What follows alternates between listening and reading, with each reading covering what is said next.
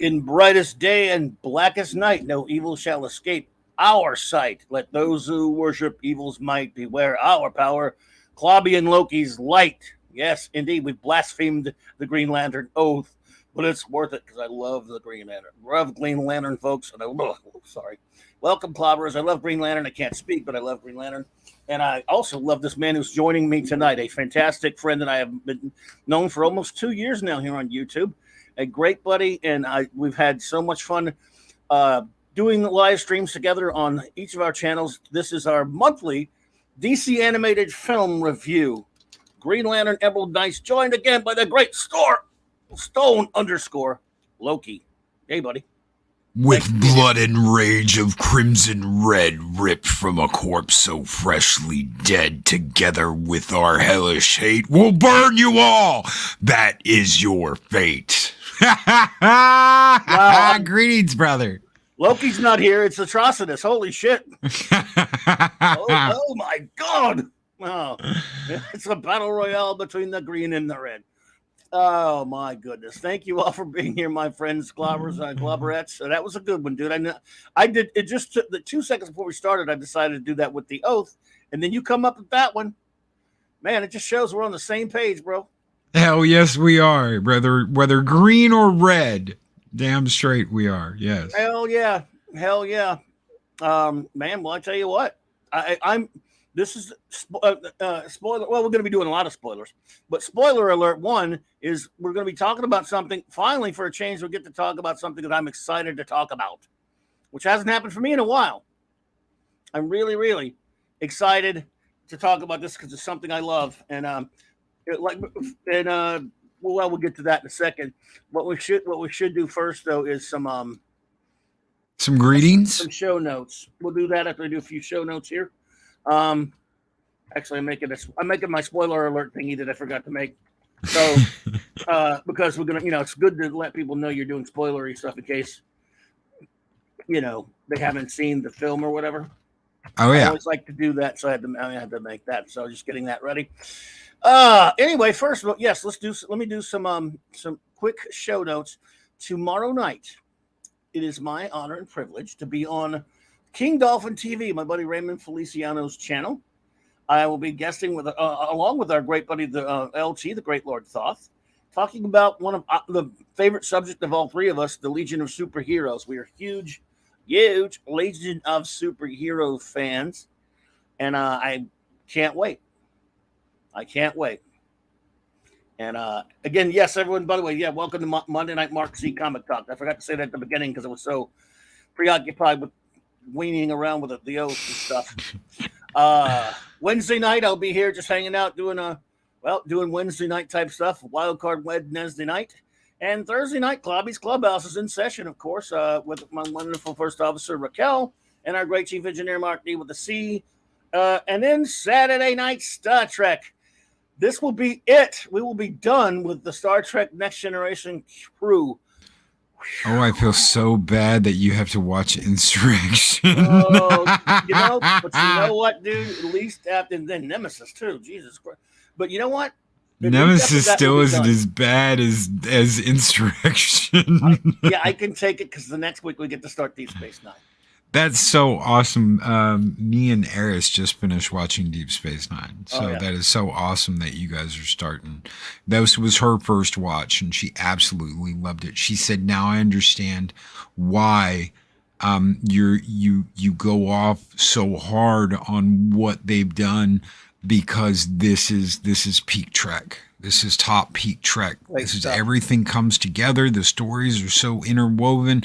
The characters are so thought out. There's huge character growth. You take these people from the very beginning and you see what they are like in the end, and there is huge character growth over seven seasons of DS9. So this is that is my favorite Star Trek, is Deep Space Nine. To me, nothing touches the original series. I love DS9. It can't sniff it, the original series, for me, but I still do love it because it's rarefied air.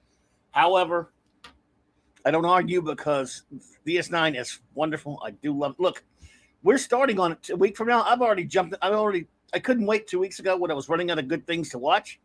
I already jumped the gun watching the first, I'm almost in the second season. I binged it before, mind you, but I couldn't wait. So I started, just couldn't wait. Anyway, Yeah. so yeah, but no, look, I love it, dude. So I'm right there with you. It's a great show, and it was a slog getting through TNG. I got to tell you, man. That last season's just like, man. Yeah. Whole thing doesn't really hold up that well to me. I mean, there's some great ones. The crew doesn't. I don't know how to explain it otherwise. Anyway,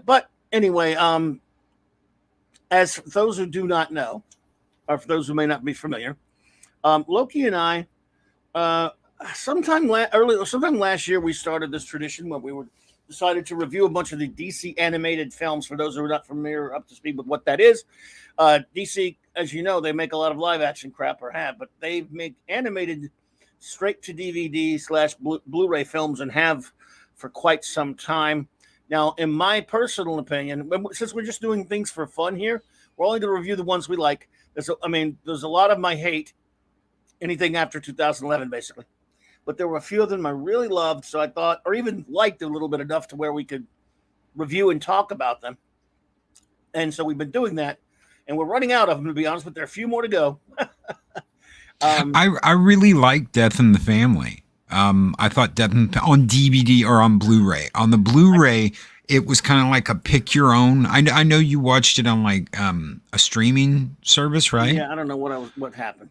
Yeah. When with the Blu-ray, you pick your adventure. That is one of the funnest DC. Well, I'm gonna send you one. I'm gonna send you a Blu-ray. I know I don't have to do that, but I'm gonna do that anyway. And eventually, at some point after we do Red Hood, we've got to do a review of that, because the pick your own adventure thing was so fun. It looked like the same thing as Red Hood, what I saw. A lot of it is. There are differences. There's stuff that was never in Red Hood, but then there's stuff that is in Red Hood. And one of the coolest aspects of it, especially the end, is if you do everything the same. At the end, the ending is Batman sitting there, or Bruce Wayne sitting there talking to Clark Kent, and him being like, did I make a mistake? Did I do something wrong? And Clark Kent telling him, no, you are who you are, and you do things for a reason. You do things the way you do it for a reason. And kind of this, like, you never see Batman unsure.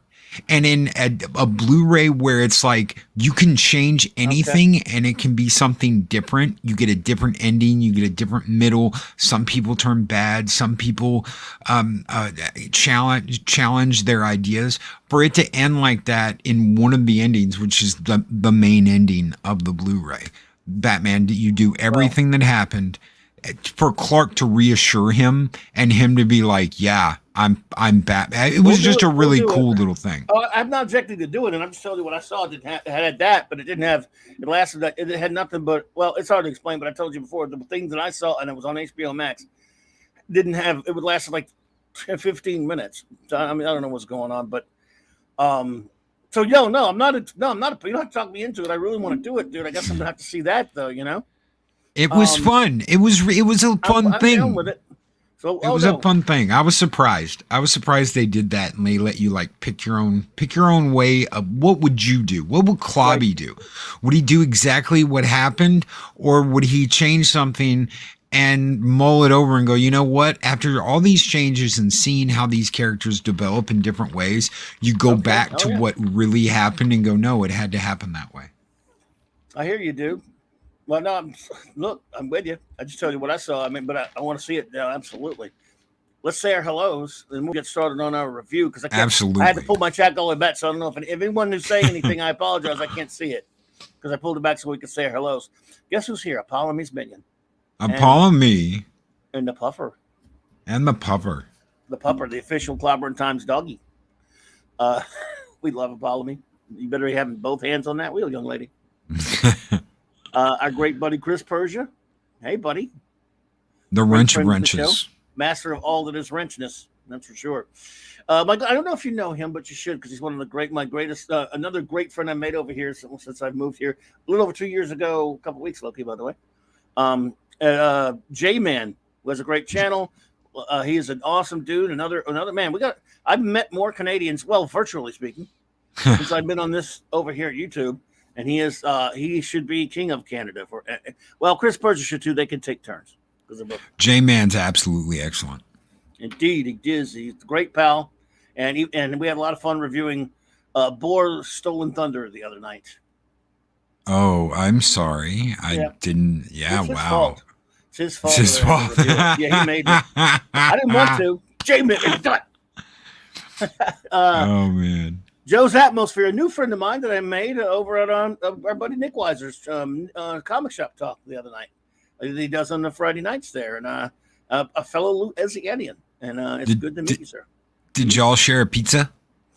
No, we did. Because you're at Nick Weiser's. If you're at Nick Weiser's, there's only one thing you're gonna get served, and that's pizza. But Nick hogs all the damn pizza for himself. He won't give us any. Yes.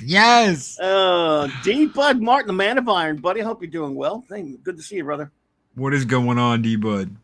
Good to see you, pal. My great old friend, Maddie's daddy, aka the great Steve Mitchum, Thor of, as was it Raquel calls him, Thor in Vegas. He is Thor too. He is. I know he's a Cap guy, but he's Thor. The great Kal-El. What's up, Kal-El, buddy? The Superman indeed. Good buddy. That's right, Superman. That's my guy. That's my DC #1 is Superman. Love him. We'll do more Superman up soon. Phantasm outsider was a man. He was a big man. Well, then I like an eagle in his hall. That's about was he. Sorry. I didn't mean, now by the is not implying anything. You still are, dude. I mean, if you don't, you know what I mean. I'm sorry. I gotta mess with Phantom Outsider because he's always messing with me. So there.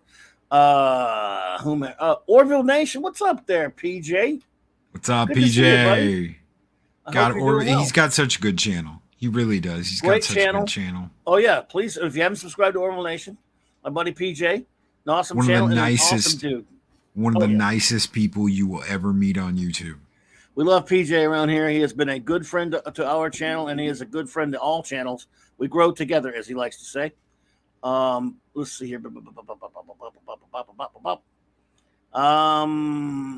We're worse than you and I are being worse than Raquel and I are on Saturday nights taking over the hello. Larry, what's up? Larry, what is up, Larry? Raquel adds a third Larry, but that's her purview. I'm sticking with the two. I'm fine with the two Larrys, Larry. So my old just buddy said three, didn't you? I did. I had too many Larrys. Too many Larrys. I never said I was good at math, and I could prove it now. Yes. J.D. Lewis, my old pal. Das Wolfen. I don't know. I'm not sure if I know Das Wolfen. I think I've seen him around, though. Das Wolfen. I was just talking to him in a member stream about 3 hours ago. Absolutely great guy. Absolutely wonderful guy. Well, thanks for being here, Das Wolfen. Gwagnar. Now, you know I can't say that the way Raquel says that one either, but you know, well, that's special for Saturday Night Star Trek and the Clubhouse. Let's see here. Who else we got? Eric K just walked in. Hey, Eric K just walked in the door. Oh my goodness, the Bronze Wrencher is here. Eric K, the Bronze Wrencher. Good to see you. Oh shit, I love that. You hadn't seen that yet? Compliments of the great Chris Persia. Of course, Chris would make something like that, dude. Excellent, brother. Excellent. He's the man. Loki, dude. Green Lantern, Emerald Knights. Yep. I love it, and I want to get your initial take on it. But if you want, we can run down the story first. If you do that, and then we'll go ahead and give our general take on the story. I'll give him, up to you, however you want to do it, brother. We'll do that then, I guess. About a month ago, the last time we were on your channel.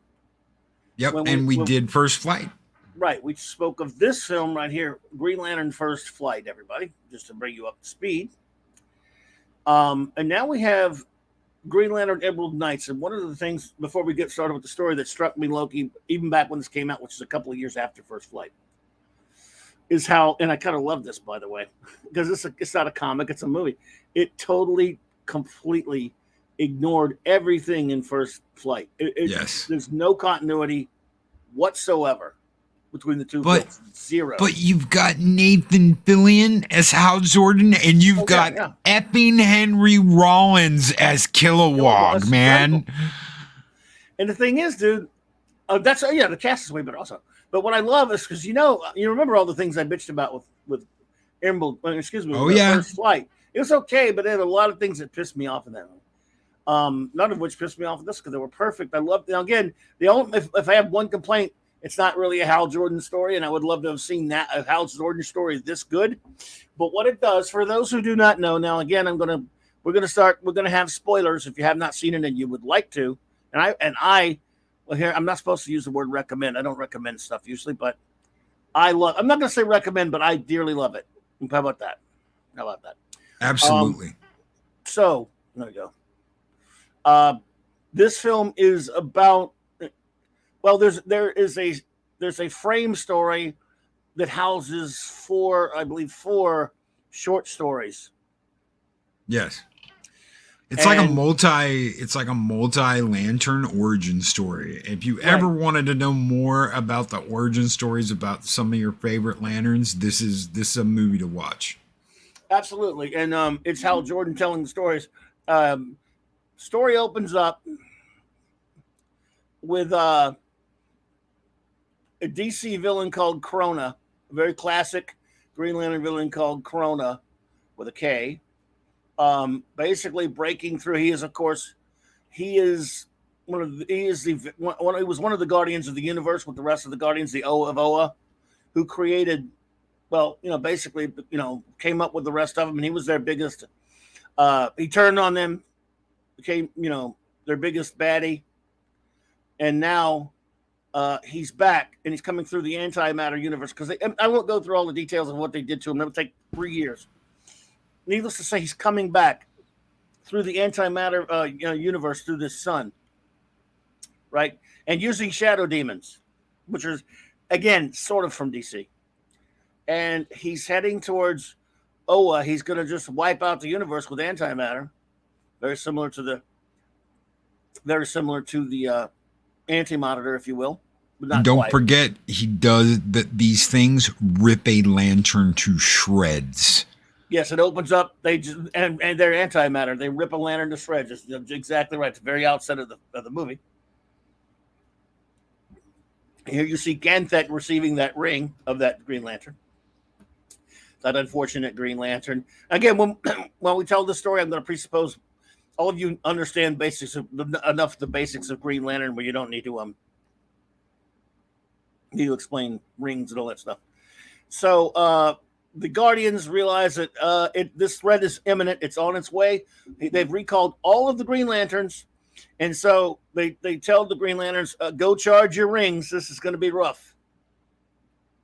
And while they're moving everything off of Oa. They're moving the Book of Oa. They're moving they're moving everything off of Oa because they're like, we're going to spread it out. That way, if something happens to this planet, we don't lose everything in the process. So charge your lantern, charge your rings now because you might not have a chance later. Charge your rings. And as they are waiting in a very long line, now again, in First Flight, as you see here, there's Hal, and there. I think he had almost the same uniform. I mean, as Hal, and I wasn't thrilled with that. Still no white gloves. Standing behind him is a very, very young rookie who's only been there in a couple of weeks, Arisha. Now again, in First Flight, she was there before Hal. Yeah. She was a pro, and he was the rookie. So, which is crap. This is more like the comics. The morons who did First Flight didn't really know anything about DC continuity. So Arisha's brand new. Behind her, there's Killabug. So while they're waiting in this lengthy line to go up there and charge their rings, it becomes a flashback toward a film where Hal is starting to tell this young rookie stories, and he starts with the story of the first Lantern, Avra. Again, I cannot stress enough how much I love this film. These stories are all captivating and so well done. And how he had to learn how to make a construct. These lanterns had to learn that. They didn't know that. They weren't told that. That was something they had to learn. He was basically the stenographer. They had all these They gathered at the beginning of time. Or very early on, they gathered warriors from all around the universe, all around the galaxy, universe, whatever. And he was just taking notes. He was not there to be one of the warriors, and the first ring chose him. He couldn't believe it. He's this nerdy little, short little shrimp of a guy, and we had what we called the first four. The first four Green Lanterns were sent out on a mission, and Avra with them, and they the first thing they run up on was a Kundian invasion. And the Kundians, that's from DC lore. It was pretty much, again, they mess with things here and there, but they originally were, you know, well, they were in the Legion of Superheroes a lot, amongst other things, but that's neither here nor there. They don't know how to use their rings. This thing starts so quickly. They know about the power, the energy, but again, these are the first four. There's no real training. There's nothing really they don't know what to do with these rings at first, other than use them as laser type beams and things like that against these gigantic fleets and fleets of these invaders. Actually, they're not Kundians at this part. I forgot the name. Kundians are later. They're just generic aliens. I mean, with fleets wiping out a bunch of innocent people. And they look at like, there's four of us. We're going to get slaughtered. And they go in to try to defend these people being invaded. And eventually, Abra, the other ones are retreating. They're like, let's get out of here. We don't have a chance. He first makes the first construct, because as you know, Green Lantern uses his willpower, his Green Lantern energy to create constructs, weapons and stuff. Or they call them constructs, of course. So, and he makes that sword. He basically makes a sword, makes it as long as he can, and just drives it through the hull of this ship. The other one's ready to retreat, but Abra, this little nerd, this little clerk, starts using his imagination and using his power, and the others finally follow suit. And again, that's how they learn just how powerful a Green Lantern can be. They're by no means indestructible and can be killed, but if you learn how to use it, and that's a good point too. Arisha's is problematic, Phantom Outsider. We can't get into that, but yes, and also they've never worked together. They have no training. So it's a very inspiring first story that Hal tells to Arisha, and it's not just to like tell her a tale or calm her down. Every one of these stories has meaning, and this first one very much is, because she asks Hal, she's like, why am I even here? I've only done this. The ring shows her, and that should be lesson one for a lantern, is even if you don't think you're worthy, the ring picked you because it knows you're worthy. And retconned into Green Lantern Corps. When I say that, I mean it wasn't really so much defined earlier on, but later it became something by other writers contributed. Basically, a Green Lantern, goes around looking for, after its wearer is killed, seeks out in its prescribed sector, usually its successor to wear the ring, and it bases that upon its ability to determine the nearest being that is able to overcome great fear. So that's why Abra was chosen, and that's why Arisha was chosen. And after this story, she and Hal continue to talk about it, and Kilowog starts to give her some crap, calling her a poozer and all that stuff, which he does. So he tries to calm her down and ease her mind a little bit by telling her a story about Kilowog. And that even Kilowog, look at that, that's a blank on his chest, because even Kilowog was a rookie once. And this story that she tells, now from here, the Abra story, by the way, Loki, is original to this movie. The next four stories are not, they're adaptations. Your Kilowog story deals with Deke. Here you have, and some of you are fans of Green Lantern might notice the middle guy there, Telmar Ree and Kilowog apparently became Green Lanterns together. And Deke is, of course, their drill sergeant. And very, very much like Kilowog. It's almost like listening to Kilowog before Kilowog became, really Kilowog. Yes, exactly. Well, it's where he learned from. This is basically the Sarge, Arlie Ermy. This is Full Metal Jacket Green Lantern style. Yes. And Yes. he's training the Green Lanterns and Kilowog and Tomare and two of the other ones. I always loved Tomare. And throughout the course of that, they happen to get called to a real emergency because they're the closest Green Lanterns to a planet that's being invaded by the Kundians. And Kundians are some rough types, and they're really outnumbered. But they go, and eventually, these rookie, very Green Lanterns end up showing great courage, especially Kilowog. Unfortunately, Deke dies, but even though he's been but he was brutal to Kilowog too. It's such a great story. He beat the crap out of Kilowog. And without his ring, by the way. Yeah, without his ring, without either one of them's ring, Kilowog is like twice his size.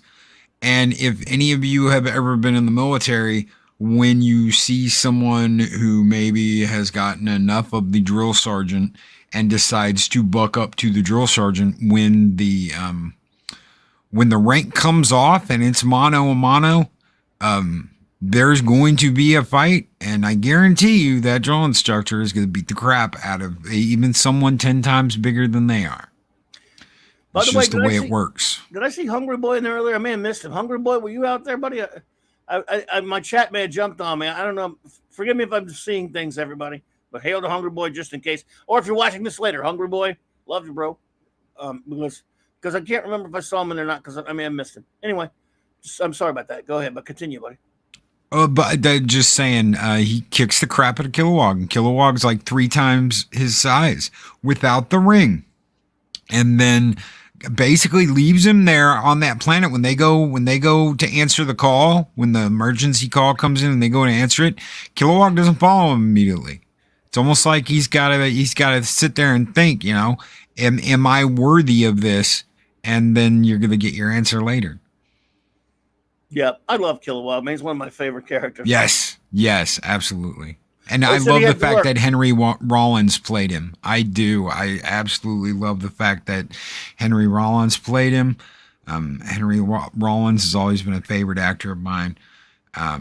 So getting to see him, and I loved Rollins band back in the day. So there you go. Well, Dave, good to see you, Dave. And yeah, thanks, D-Bud. Yeah, they said he's lurking. Okay, I thought I saw it, but I wasn't sure. I was doing a million things at that point. So hail, Hungry Boy. So this story, again, it was a very, very, again, another great story, an inspiring one, a fun one. And again, you really just got to love Deke. Interestingly enough, this story is based on a short story in Blackest Night Tales of the Corps, number 3 there. And by Jeff Johns, and actually not by Jeff Johns, by Peter Tomasi, excuse me. Written by Peter Tomasi, and actually with art by Chris Samney. There is and this is what Deke looked like. He was more of a humanoid or human-looking guy. So that's what he looked like in the original comic book right there. So for those just curious, and then we continue with our story after this. The next story is about a character named Lyra. How do you say her name? She comes from a very warrior, sort of a warrior caste type of a planet. She's, again, also relatively new. She hasn't been around that long, according to Hal. And, but he says there's almost no one he'd rather not have his back.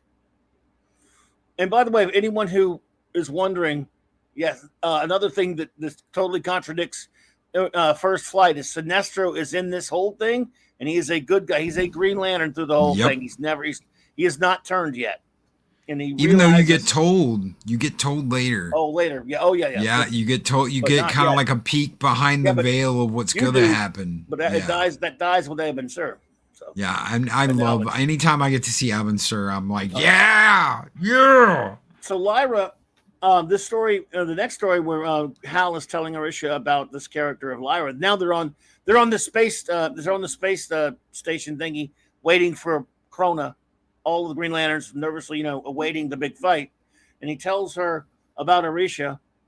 Tells Arisha about Lyra, and her little story about how she goes to how she went back to her planet one time, and it's a pretty interesting story about how, again, it's a warrior caste planet. Her father raised her, she had a good childhood, but later her father raised her as a warrior, and the planets were invaded by the Kundians, them again, and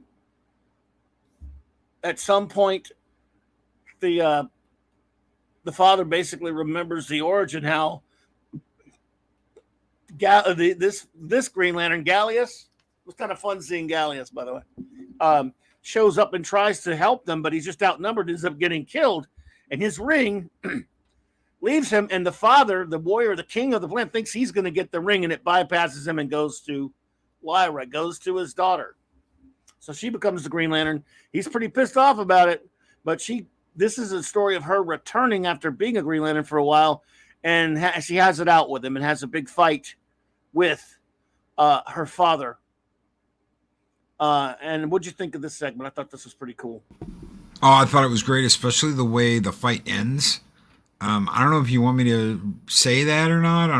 Yeah, it's fine. We're spoiling. Okay, so he's pretty much kicking her ass, and he takes her ring. He takes her ring off of her finger, and he's like, I'm the one that this ring was supposed to go to. I'm the worthy one, and he puts it on, and that's when she lights his ass up, destroys his armor that he's using, and completely beats his ass after that, because it's like, no, that's not, she's like, no, that's not your ring. That's my ring, and it does what I say. So it was a complete backfire for him to take her ring. And it was almost like she trapped him.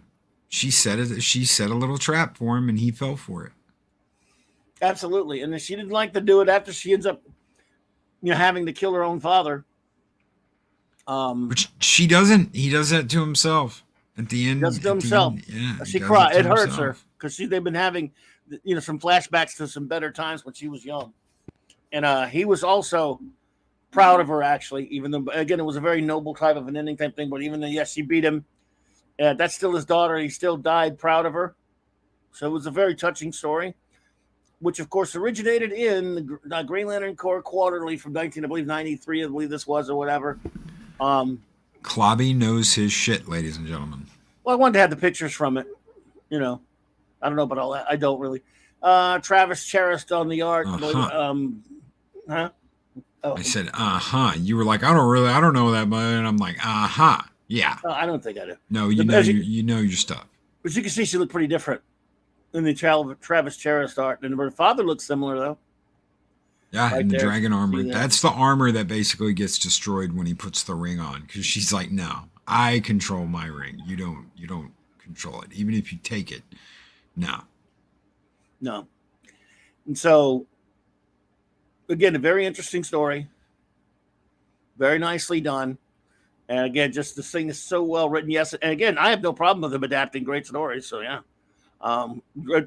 Adapt stuff all day long. That's what you really should be doing, to be honest. Because you guys can't, none of you new guys can write that much. And so we move on to my two favorite stories. I'm trying to remember now what he started telling her. Oh, they started talking about, there's a mention of Mogo. And of course, Arisha's never heard of Mogo. Yeah. Arisha's never heard of Mogo. And it's a legend, and they're all laughing about how big Mogo is.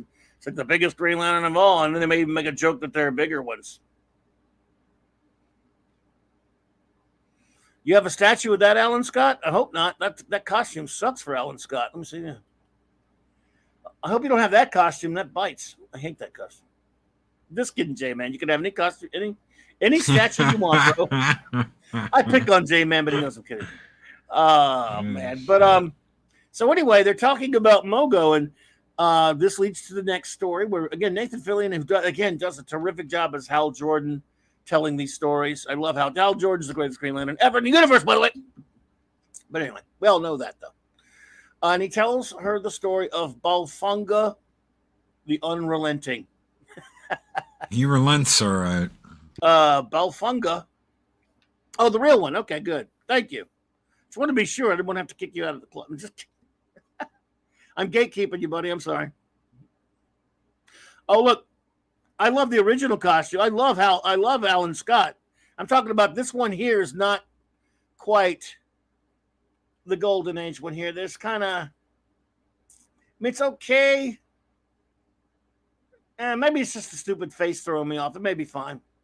I don't know if the design is exactly spot on, but let's forget about that. So Balfanga is this guy. I love Balfanga. I could watch 5 cartoons with Balfanga. He's so funny. Balfanga is this. All he cares about is, hey, hungry boy, there you are. Hey, buddy.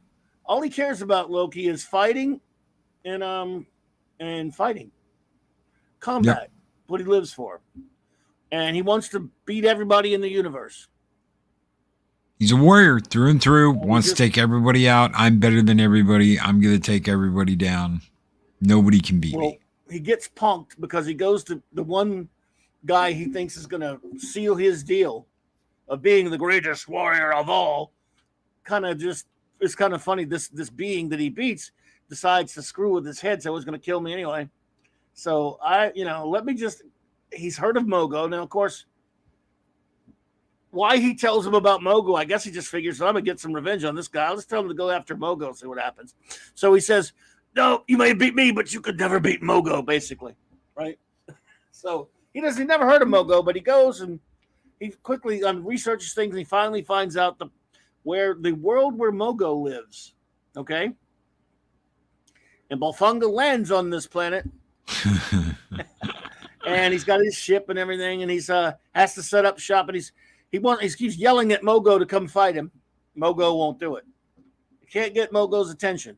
So he sends probes all over the planet for months, right? He's there for weeks and months on end trying to find Mogo. Yep. Tearing the planet apart with all of his technology and all this stuff. Not Mongo, Mogo. Mongo. No, that's Flash Gordon, and you know it, dude. So eventually he makes enough of a ruckus where Mogo's probably had enough of his crap. He sets off a whole bunch of bombs thinking he's going to flush him out. Mogo out. Yeah. He's there for a long, long time. Then finally, Mogo's had enough of his foolishness. And he just learns about what Mogo really is. He's finally because he's not the smartest, he's not the sharpest knife in the drawer, old Balfanga, right? He finds out that Mogo is the whole planet, a Green Lantern planet, living planet. And when he finds that out, he runs like a scared little bitch. Yep. And he doesn't get very far. No, he doesn't. Again, this just tickles me. I can never get enough of this story. It's really hilarious. And one of the things that's funny about this to me also is this is a comic it first appeared in. Yes, there's your character. I know you can't remember this guy's name. Who is he? Oh, I have no idea who that guy is. I've never seen him before, ever. The only human I know that's a Lantern is Hal Jordan. The story, of course. If Mark the Infinitely Tired was here right now, he'd be yelling at us and cussing us out because yes, it is John Stewart. I know it's John Stewart. He's not wrong about Hal Jordan too, is he? He loves John Stewart. Yeah, but see, nobody who loves John Stewart likes the comic book version. They like the animated version, which is really good. Yes, and that's the version. That's the version Eris likes too. Exactly. So that in the comic he was there. You go, right there. Anyway, So this story was a backup in this Green Lantern 188. I can't see the number. I think it's 188. In the end, it's called Mogo Doesn't Socialize. I love that they keep saying that, by the way, saying the title. I said, yeah, but Mogo doesn't socialize. Written by Alan Moore with art by Dave Gibbons. Now, the thing is, on the end, because Alan Moore would never allow himself to be credited, on the Blu-ray DVD, it says, on the movie, it says, written by Dave Gibbons and art by Dave Gibbons. They could have just said with art by Dave Gibbons. They had to actually put with written by, but they lied, say it was Dave Gibbons. It was Alan Moore. Now, I know they can't put Alan Moore's name on it, but just leave that blank, idiots. Yeah. It's in the credits, though. Written by Dave Gibbons and art by Dave Gibbons. No, sir, it was not written by Dave. Dave didn't. But okay, whatever, guys. Anyway, great story. And a lot of yeah, fun. and we're not being mean. We're not being mean to Jon Stewart. We're just irritating Eris and yeah, I like Jon Stewart and Mark because that's their favorite Lantern, and we just act like we have no idea who because we're Hal Jordan fans. So yeah, it's just a running joke from a couple years back when he was teasing Eris about her being erroneous about the greatest Green Lantern, thinking that Jon Stewart is, when we all know that it's Hal Jordan, right? Yeah, that's right. It's a running joke. Loki knows who Jon Stewart is. Yeah. So anyway, in our next story, we conversation continues. They're out in space now, waiting for Corona to attack. Our next story involves this gentleman. I believe some of you may recognize him. He is, of course, Abin Sur, Hal Jordan's predecessor. And one of my favorite, because you never get enough of this guy. You never get, right. I can never get enough of his story. I want more of his story. That's one of the things I'd wish they do, is really go back and talk about his stuff, because this is basically who passes on the ring to Hal. I want to know more about him. So any opportunity I get to see how he passes on the ring or anything before that, I eat it up like candy, because I love his character. Yes, indeed. I love him, and he looks so much better in this than he did in First Flight. I hated the way they made him look in First Flight. Oh my god. Anyway, now they did make some changes to the story they adapted, but the point is, he's on this planet looking for an escapee from the planet Ismal. Ismal, of course, it's basically, it is Atrocitus. Although I don't know if they even say his name in this one. I think they do. They do. Later. They do a couple times. Right, a couple times later. Anyway, so Abin is looking for Atrocitus. His battery is almost down to nil, but Sinestro comes along. They end up nabbing him, and he brings him back to Gizmo. And on Gizmo, when he locks him up, he starts telling him all these prophecies about what's going to happen, how everything's going to be destroyed, how he even prophesies. He shows Abin Sur visions of Sinestro going evil, creating his Yellow Lantern Corps, and all that kind of stuff. Yes, that's true. Nort is really the greatest Green Lantern of all time. No. Well, I don't know. D-Bud says it's Chip, the squirrel thingy.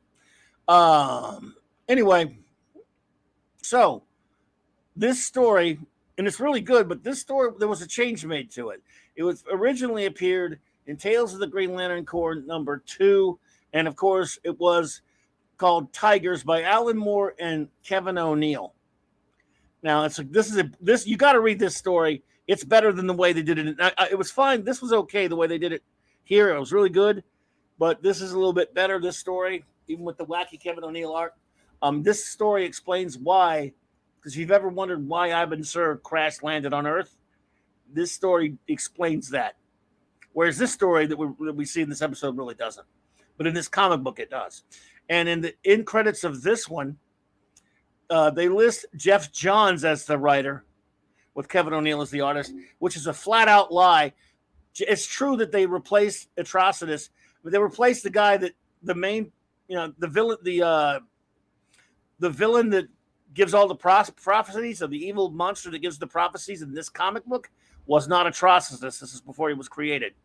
So in this adaptation, they just switch him for Atrocitus. Nevertheless, it's still the same basic story. So Jeff Johns may have created Atrocitus, and you can credit him, but he didn't write the story. DC, and I know you can't say Alan Moore did. But you need to, you kind of fudged a little bit, but no biggie. The world didn't blow up or anything.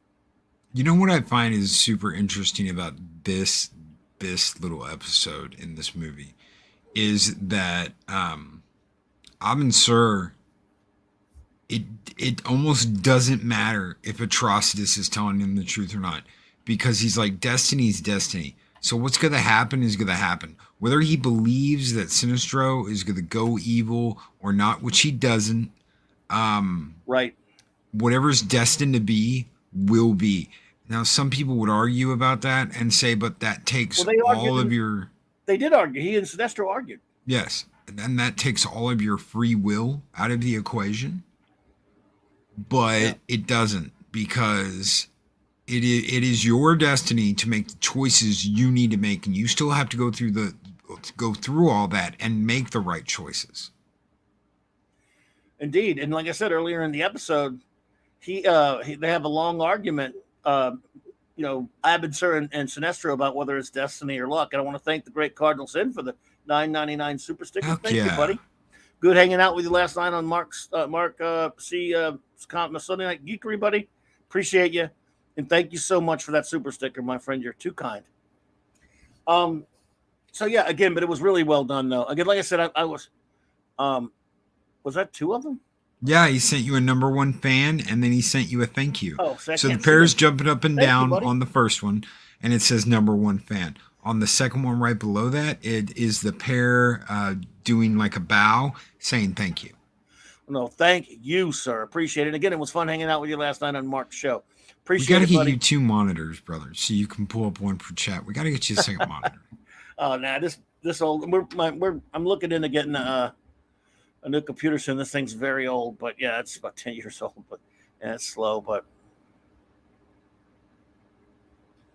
hey, you're not in the minority, JD Lewis. I love Alan Scott.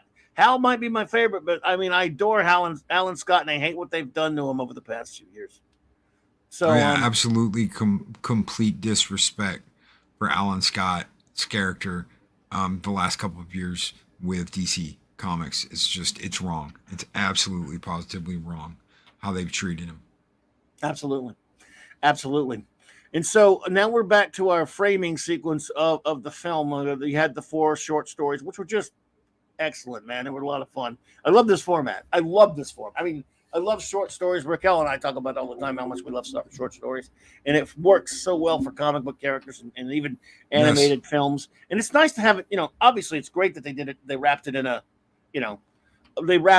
in also in an arc type fashion.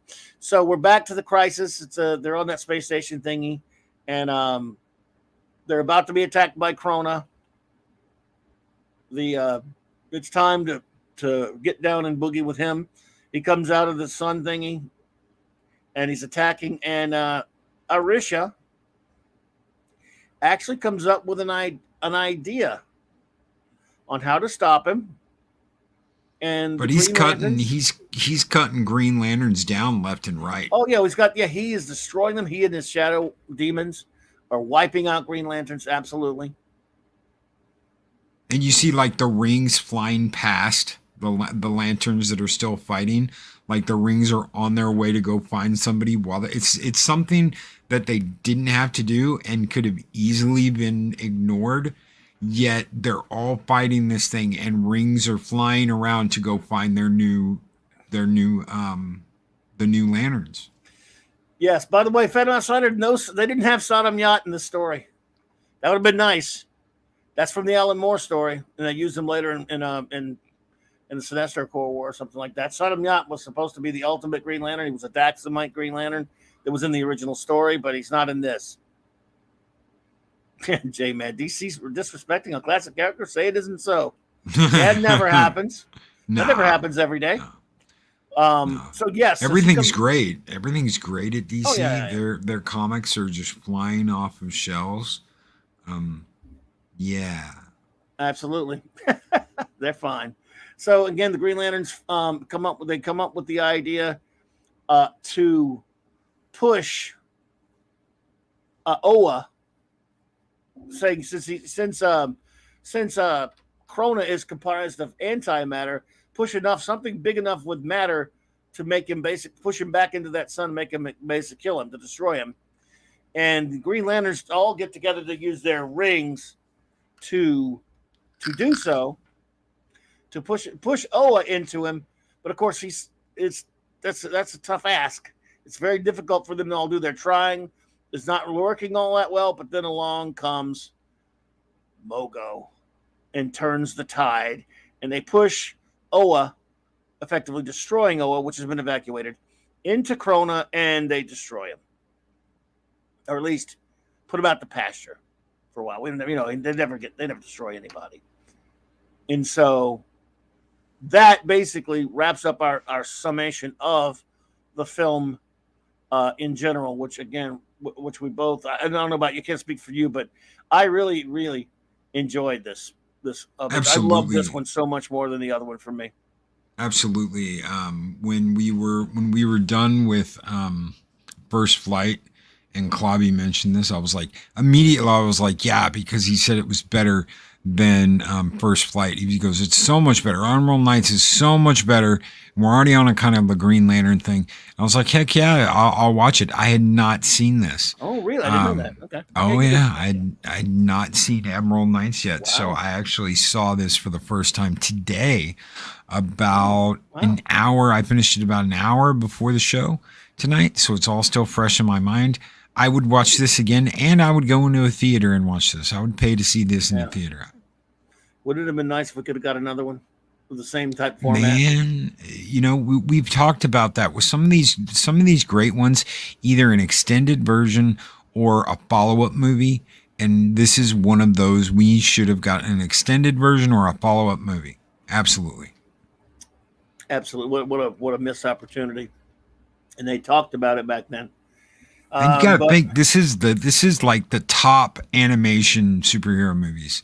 DC has the top. Marvel never touched any of this. They tried. They did that horrible Wolverine Hulk and Thor Hulk, and they did the Ultimates, and they've got a little library of cartoon movies, but they never ever came close to doing what DC did with these characters in an animated style. It's brilliant. And like I said, I'd pay to see this in a theater. Hell yeah, man. I know I would too, brother. Absolutely. I love everything about it. Again, it's great. I mean, if there's anything wrong, I'm the Hal guy, so I would love to see this quality of a movie that's all about Hal. Nevertheless, I would take more short stories because Tales of Green Lantern Corps was always a pretty good comic for a while there. When you had Green Lantern and Tales of Green Lantern Corps in the early 2000s, it was both pretty good series with Peter Tomasi and John's writing some pretty good stuff. So other Green Lanterns could have great adventures as well. Although I'm a Hal guy, and like I said, they picked some of the finest ones. Steve mentioned earlier, there's a great, Alan Moore wrote a few different these. There's another one he wrote that I wish they had adapted, the one about F. Sharp Bell. I don't know if you're familiar with it. It's a short story where Alan, basically, Kat Matui, Green Lantern, goes to this sector of space of the galaxy that has no light, and he's looking to find a new Green Lantern for that sector. And when she goes to this planet, she encounters these strange beings that she finds one that's worthy, but they don't have a word for light. They don't understand what light is. So, which is in brightest, untranslatable. I mean, in untranslatable. In other words, almost everything about the Oath is untranslatable because they don't know what light is. These beings don't have eyes. There's all darkness, and so she creates a Green Lantern that uses sound, but not green, right? I mean, because there's no color, but you know what I mean? And it's a fascinating story. That's just one of, Alan Moore was a genius. I'm sorry. He's won some brilliant stuff. But some Green Lantern stories make for great short stories. And I love this. I would like to see more. We never will get more, but at least we have this. And also, if you're a Green Lantern fan and you haven't seen the sadly short-lived Green Lantern animated series from 2010 or 11, whatever it was, 2011 maybe, with Hal Jordan, of course, and Kilowog. It's a 3D animation. A lot of people don't like that, but I was fine with it. Series that was on, like say 26 episodes. I highly recommend that. Here, and I'm still supposed to recommend stuff, but I'm doing it anyway. That's great. I don't know if you've ever seen that, but I really enjoyed that show. Yeah. Oh yeah. Yeah, I really enjoyed it. So, I tell you what is your overall? If we're going to just do the 1 to 10 type thing, sure, we can do that. Okay, well, sum up your final, your thoughts on not going to have to be final thoughts, but I mean your thoughts overall on Green Lantern Emerald Knights and what rating you would give it. This is very, like I said before, this is very much a multiple origin story, and that keeps you glued to what is going on. Could we have gotten more Nathan Fillion? Yes. Could we have gotten more of Jason Isaacs as Sinestro? Yeah. Yes. I would have loved more Kilowog with Henry Rollins. I love these voice actors. I could have, this could have been like a 2.5 hour movie, and I would have been glued to the screen the entire time. To ask for a longer movie in this instance, or something that we could have gone to the theater and seen, I would pay that money. I would pay the money. If I ever have my own theater, I'm going to watch a lot of these movies in my theater on a big screen. Why? Because that's where some of these deserve to be, and that is totally where this deserves to be. I don't ever give a perfect score, ever. But as far as these animated superheroes go, these movies, it's going to get a 10 out of 10 for me. I loved it. I'm right there with you on that. I loved it. I'm not ashamed to give it a 10 out of 10. And that, I'm like you. I'm queasy about giving that kind of rating. I don't like to give that. I don't want to give that kind of rating to anything. But I love it, and I love this thing so much. It's perfect for me. No, nothing's perfect. I mean, like I said, I'd like one more story. I'd like it to go 2 more hours and get more of this great stuff. Yeah, I'm being selfish, but being silly. But I give it a 10 as well. I absolutely just love this thing. Like you said, the voice acting of the cast is also perfect. Because Jason Isaacs, douchebag though he is, does a good job. Of course, Dave Facilian yes, is perfect. This is one of the, I believe it was only the 2 times that he's done the voice of Green Lantern. Unfortunately, it should have been more than that. Yes. He's perfect as Hal's voice. He does a marvelous job telling the stories and stuff. So, yeah, I give it a 10 as well, as does Kal-El, apparently. I would have loved to see a young Nathan Fillion play him in real life. A live-action Green Lantern. I would have loved that. I think that would have been great. That window went too quick, but it was a time there that would have been, oh, my God, yeah. You know. I guess in a way, maybe it's good that he didn't get cast in that garbage Green Lantern movie, because it would have been a waste. I mean, Ryan Reynolds, I don't think would have been bad in a good movie, but that was a waste. That was a waste too. So, well, even Ryan Reynolds dreams about going back in time and killing his younger self just so he doesn't do that movie. And I love that. I was up and cheering when Ryan Reynolds sits down and you see the script and he runs his hands over it and he's like, and then Deadpool shoots him. I was cheering my ass off.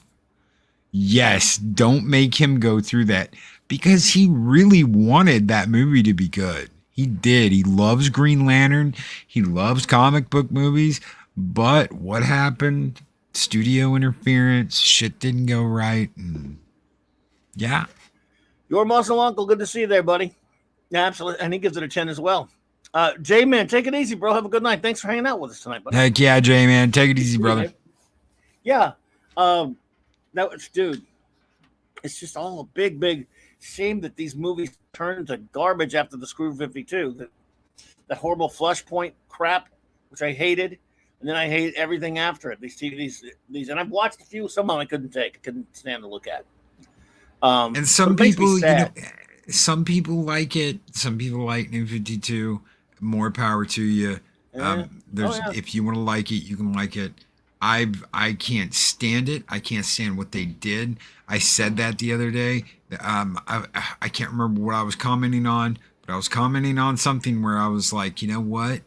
It screwed up because it was the Batman movie. It was the Batman movie. I said it was too much. There was too much New 52 in it. And someone commented, and they were like, what's wrong with the New 52, man?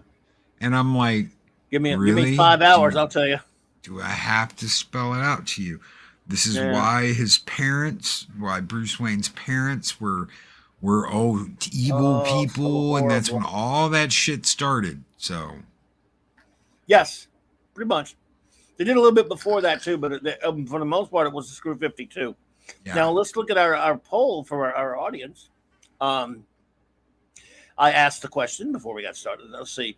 What did you think of Green Lantern Emerald Knights? And that for the 19 votes that we got. Thank you all for participating, by the way. Thank you. Liked it. Comes in at first place with 42%. Loved it, which would have been my vote, comes at 31% in second place. 26% said it was meh. And 0 disliked or hated it. Nice. So, there we can't ask for more than, I'm surprised at 26% actually, but what does that come out to at 19? You know, with 19 votes, I don't know, but I don't know how you could met it. But you know, all opinions are welcome, especially when you agree with me. Just kidding, um, but I just love this film, and I like I say, I it's just so little of it. Now we were talking earlier, everyone, before we got started, Loki and I, about which movies that we have left. That's right. In our quiver of DC animated films. So first we'll backtrack and we'll talk about the ones we've done so far. We started out with, I do believe, now you can correct me if I'm wrong, old friend, because you know my memory. I believe we started with The World's Finest. Nope. Sometime last September, maybe last September or whatever. Nope. October, maybe. That wasn't it. Oh, what did we start with? Chucky Saul, your angel of death awaits. Right. We started with Batman: Mask of the Phantasm. Yes. Let me get the piece of paper to write this down on now so I can make sure the ones we've done already. So, my friends, we've done Batman: Mask of the Phantasm. Yep. Then we did. Yes. Then we did World's Finest. Okay. Then we did the Superman Batman animated team up, World's Finest. Yeah. Oh boy, I'm drawing a blank now, man. We did the one with we did the Superman movie, Superman versus the Elite. Yes, Superman versus the Elite. Let's see. We had a Christmas special. Yes, we did the Justice League Christmas special. Right, we did a DC Animation Christmas special where we did the Christmas episodes of various shows. We've done Justice League Doom. What'd you say before Superman versus Elite? What'd you say after Superman versus Elite? What did we do? I know we did the one with Supergirl. What was the one with Supergirl? Oh, okay, right. We did Doom, then we did we did Superman, Batman, Public Enemies. Public Enemies. Yep. Apocalypse. We did Apocalypse because we did that on my channel back in March. Right. Okay, we've done Superman, Batman, Public Enemies, and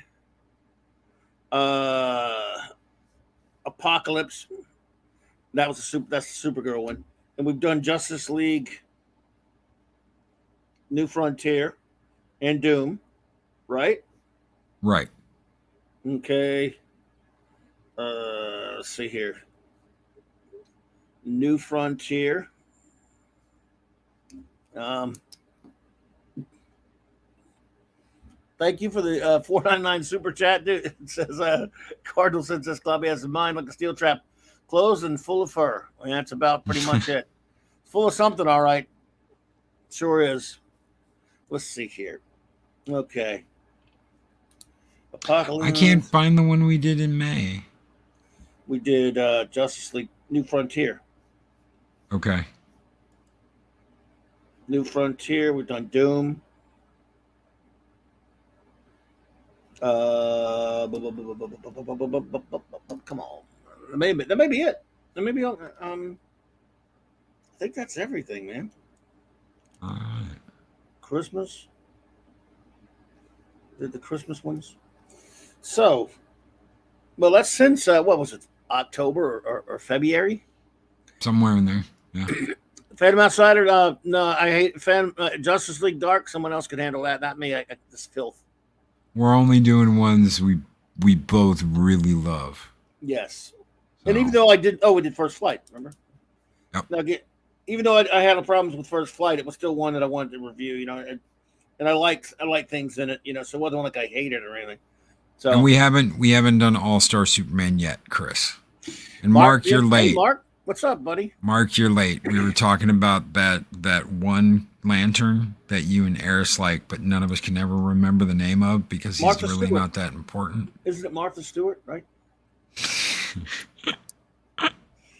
So there's okay, so we've done Batman Mask of the Phantasm, Superman Batman World's Finest, Superman versus the Elite, Justice League Doom, Justice League New Frontier, Superman Batman Public Enemy, Superman Batman Apocalypse, Justice League, the Christmas special, Green Lantern First Flight, and now, of course, GL, Emerald Knights. Yep. So I think, all right, let's see. So, all right, folks, you can help us figure this out here.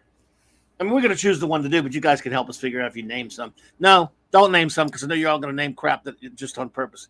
Das Wolfen, I watched that. I don't think I'll review it. I like some of the shorts. I might review some of those shorts eventually. But I had a lot of problems with Justice Society World War II. I don't know if you saw that one. I did. I actually watched that one with 24. Oh, you did? Okay. Oh, yeah. I did see it. I have too many issues with that one, Das Wolfen, but thank you for picking it out. I think didn't we review that stupid ass Long Halloween? Yes, we did. Yeah. Yes, we did. And Nick and I got together and reviewed the first part, and then the second part sucked so bad we didn't even bother. But you and I did the second part, right? We did. We did the first and the second part. Yeah, you and I did, but it's like Nick and I.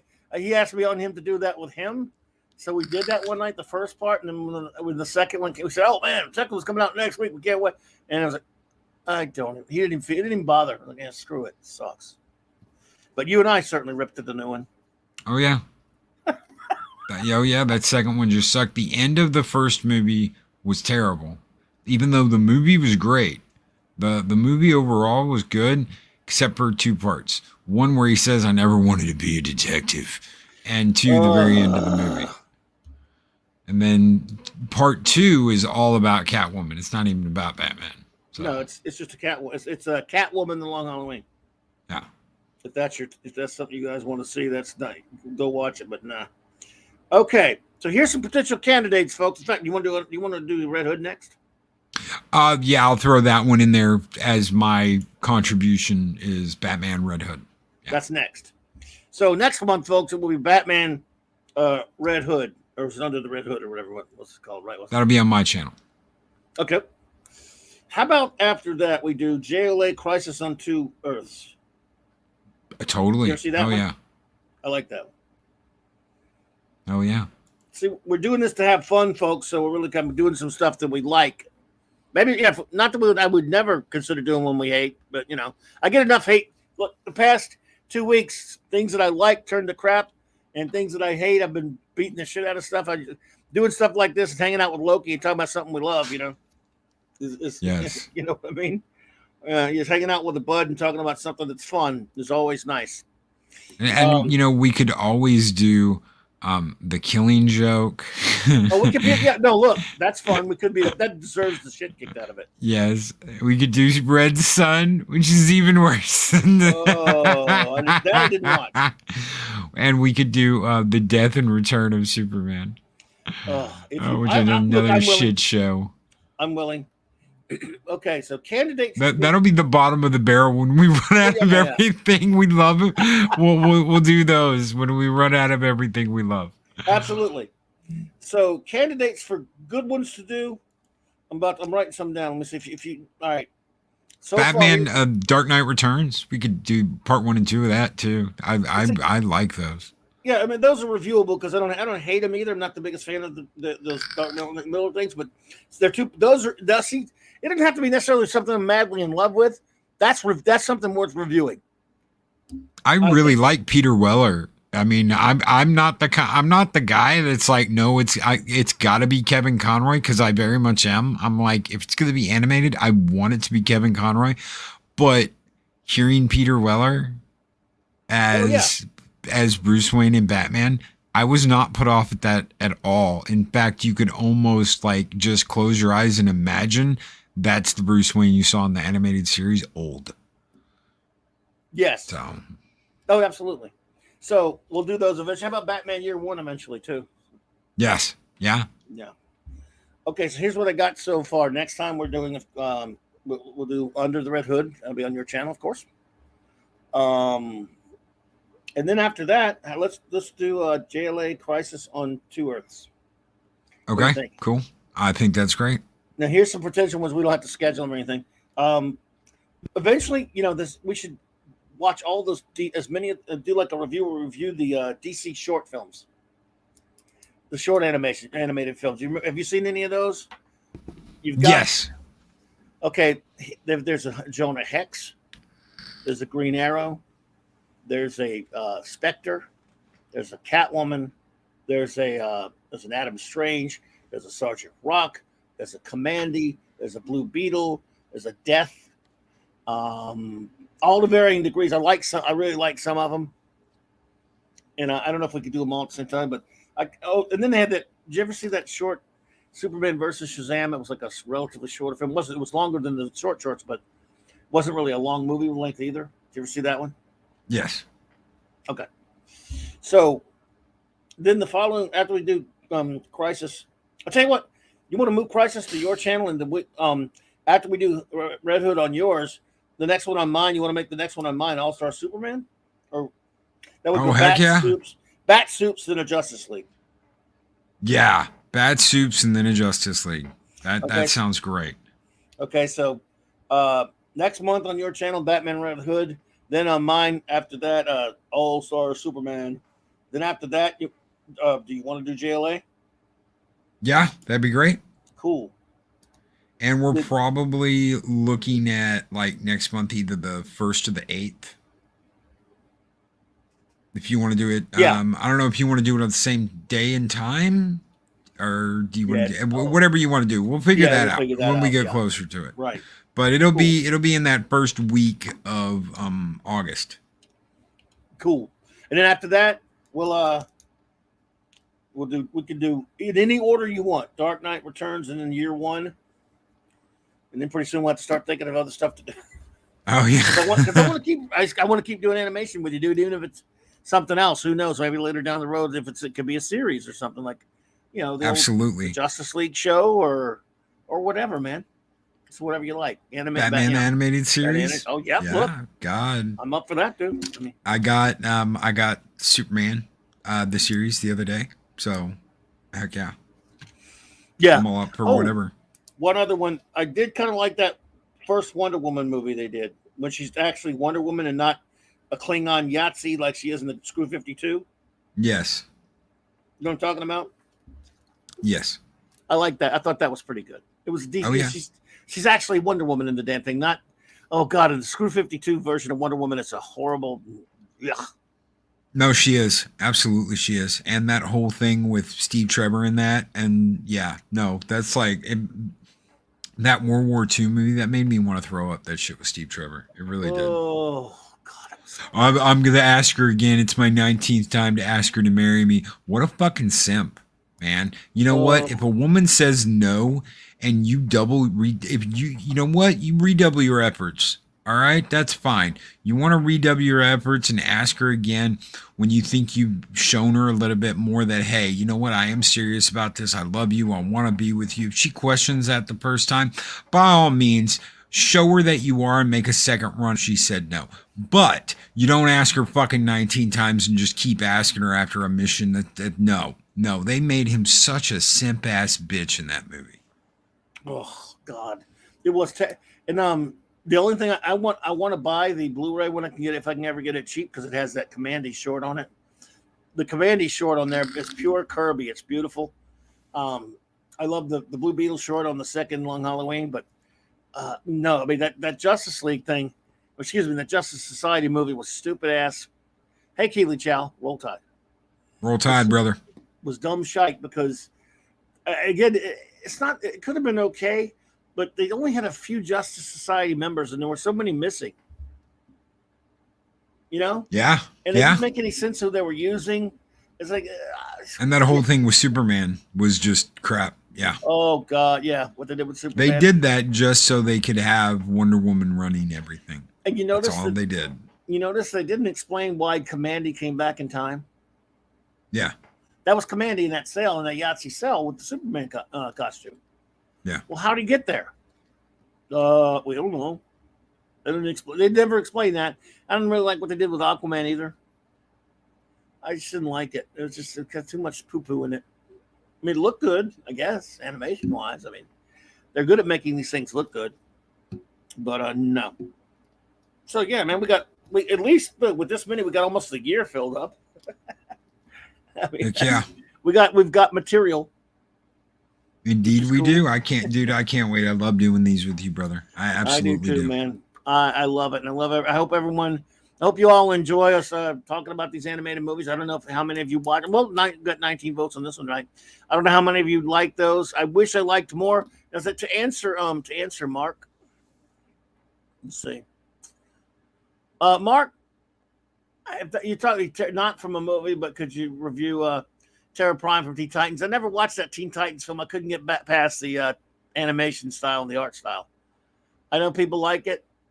I always call them teen monkeys. They look like monkeys to me. It's part of the Hamadaverse. So, yeah.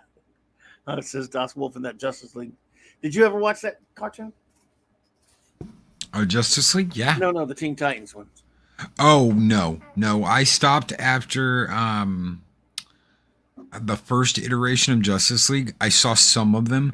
I just wasn't watching cartoons a lot. I mean, I watched the Superman, I watched Batman, I watched the first Batman Superman crossover.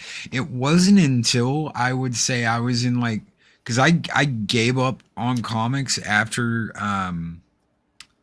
New 52, but I'd say it was probably when the DC animated movies really started rolling out was when I was I dipped my toe back in just to see what it was like, Gotham year one with Batman and the Batman, Superman, Batman, Public Enemy, and all of those. It's when all those came out that I started dipping my toe back into comics, and because I was really liking what I was seeing with animation. Yeah, no, I hear you.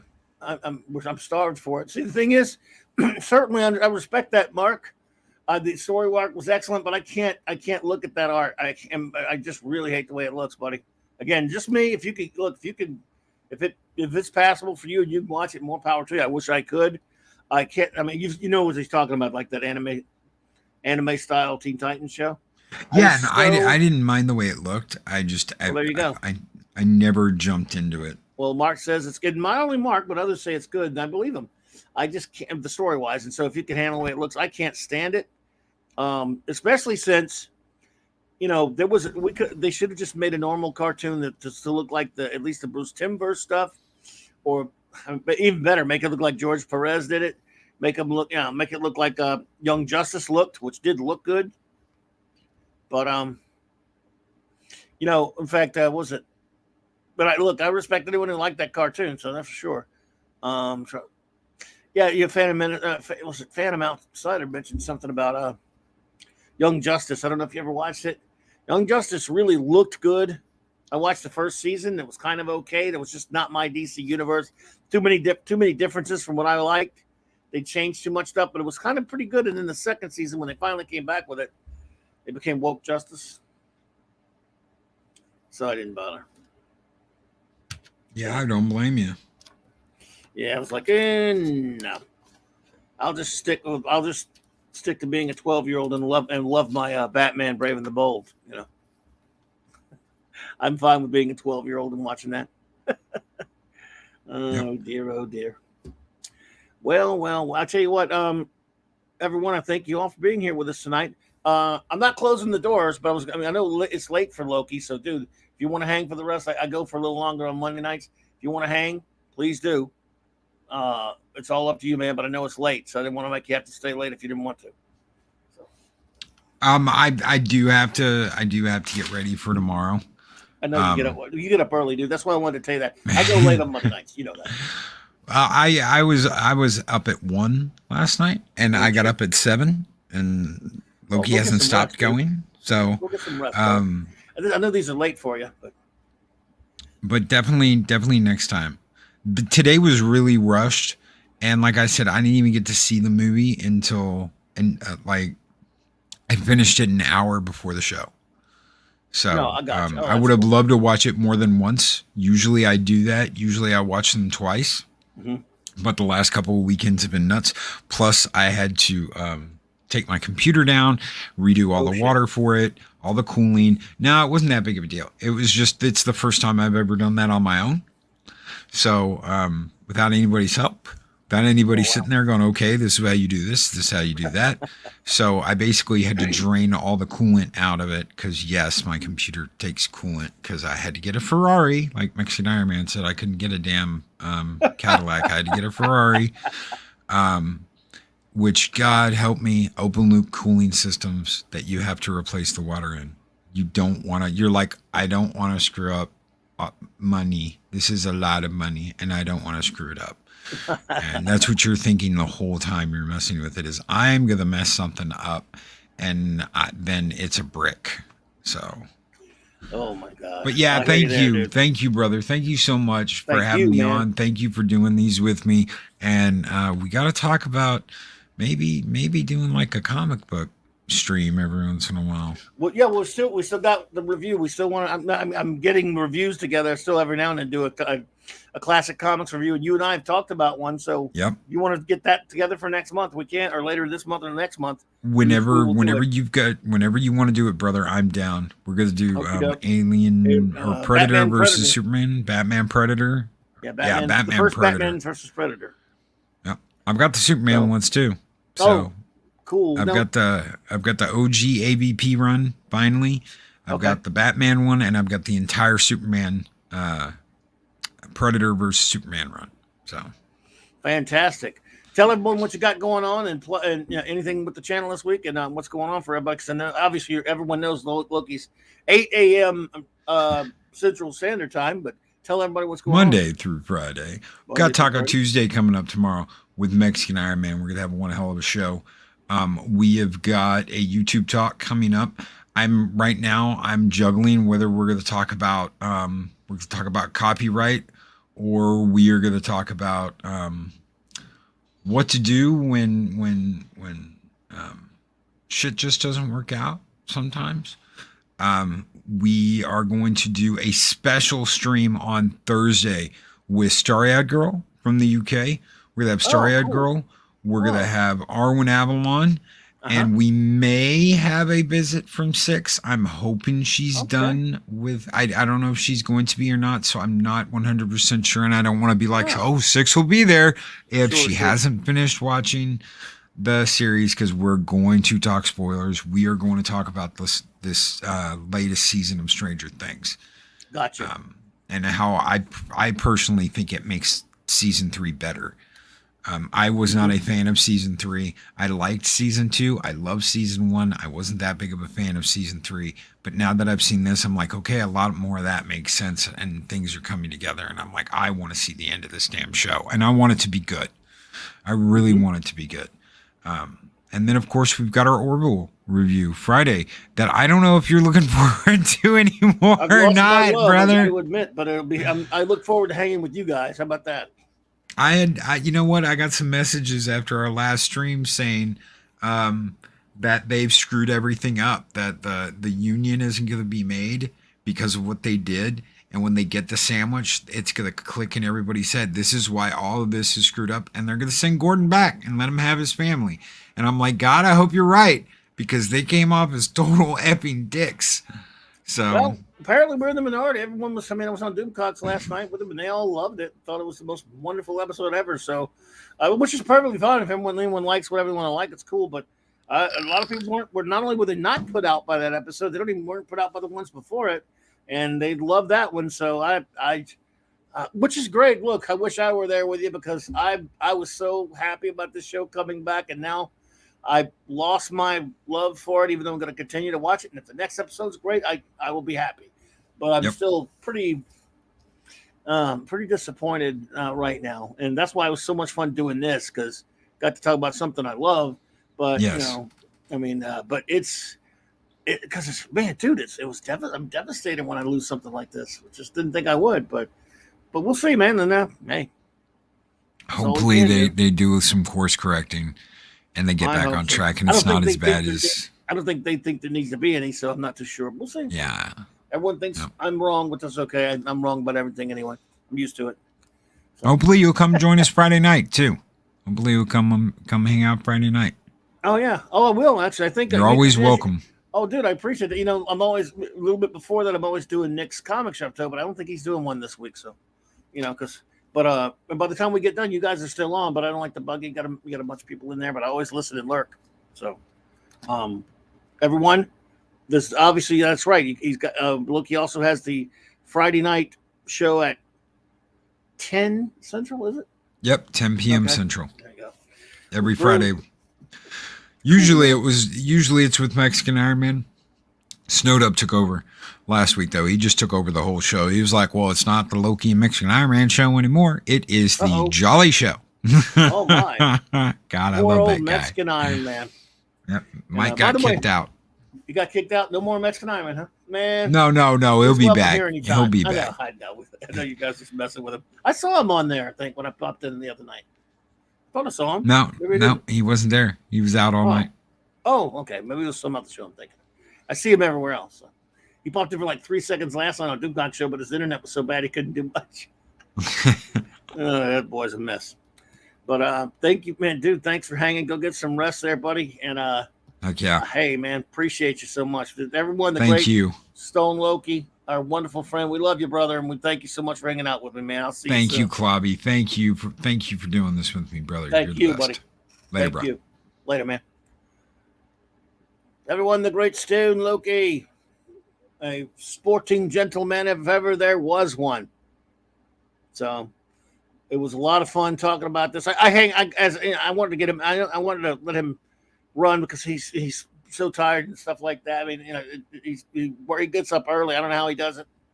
Does it every morning like that, but I couldn't. So he is a great gentleman and a great friend of this channel, and think the world of him.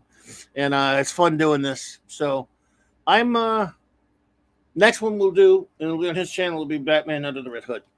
And that's gonna be fun. And I forgot to tell him to tell Mexican Iron Man that Flash is the greatest.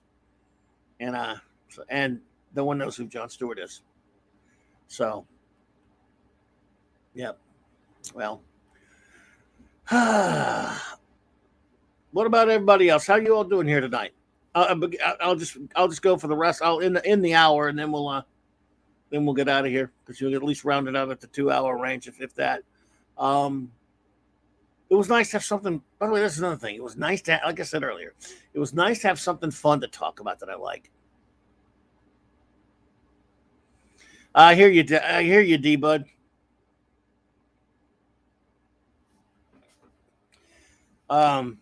Keely Chow says, if you see Mexican Iron Man, roast a Dumacorn and a War Eagle for him. Yes.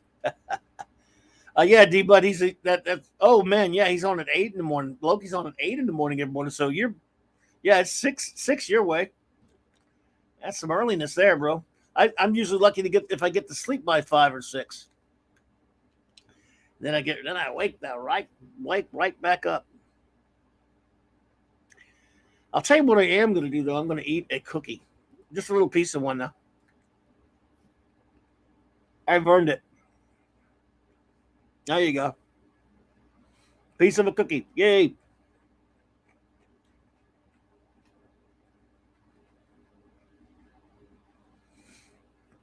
Green Lantern, beware my power.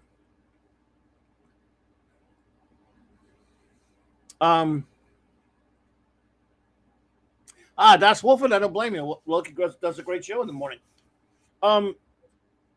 Chris Persia. A black and white cookie? No, a piece of an Oreo. Says I'm going to check out GL Beware My Power after this and compare it to the TV story with Hal. What is Beware My Power? Why am I drawing a blank on that? I should know what that is, shouldn't I? Refresh me on that one, brother. Because I have no excuse, but I can't really remember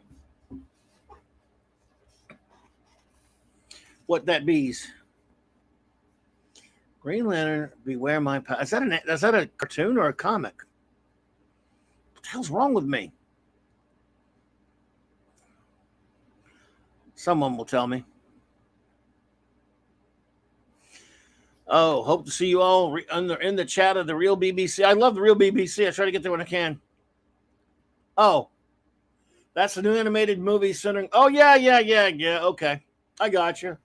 I forgot about that. I forgot to mention about that Loki. I did see something about that. Okay, yeah, thank you. Thanks, Chris and Phantom. Yeah, I did see a glimpse of that. I don't know anything about it, but I will give it a chance if it's not Screw 52 filth or something. Look, Hal is Green Lantern. In the lore, there's room for John Stewart because of what happened early on when he became a replacement.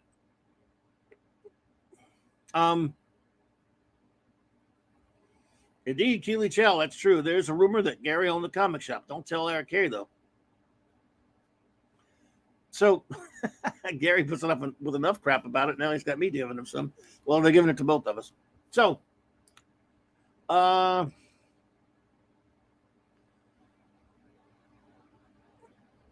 did it, so Chris, is that out already?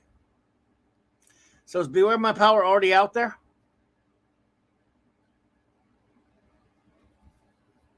Because I might check it out.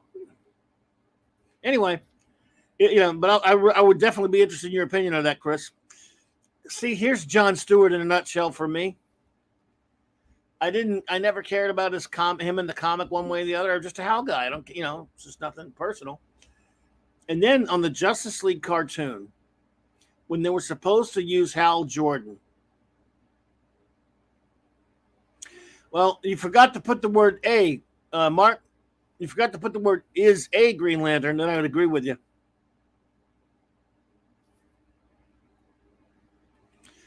I guess Chris Persia now is in on he's in on the Cabal conspiracy.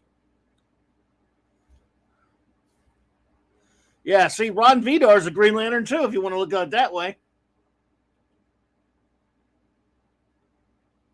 Oh, okay, you got your copy today, Chris. Thanks. Well, Chris, please let me know how that is, man.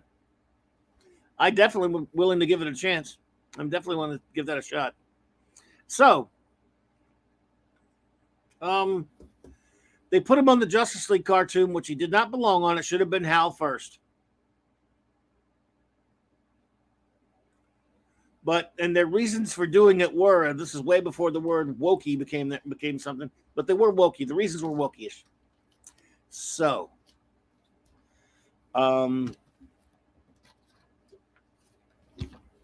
I didn't watch the cartoon for the first couple of years. I was pissed off that they changed too much. But eventually, of course, I dearly love the animated series, the Justice League animated series. Now I love it. But at first, I was pretty irritated with all the way some of the decisions they made going into it. Nevertheless, great show. And that show really, I mean, was it? Is it Phil Lamar? Can't remember the guy whoever does the voice for John Stewart on that show. John Stewart is terrific on that show. He still should be Hal, but he's terrific.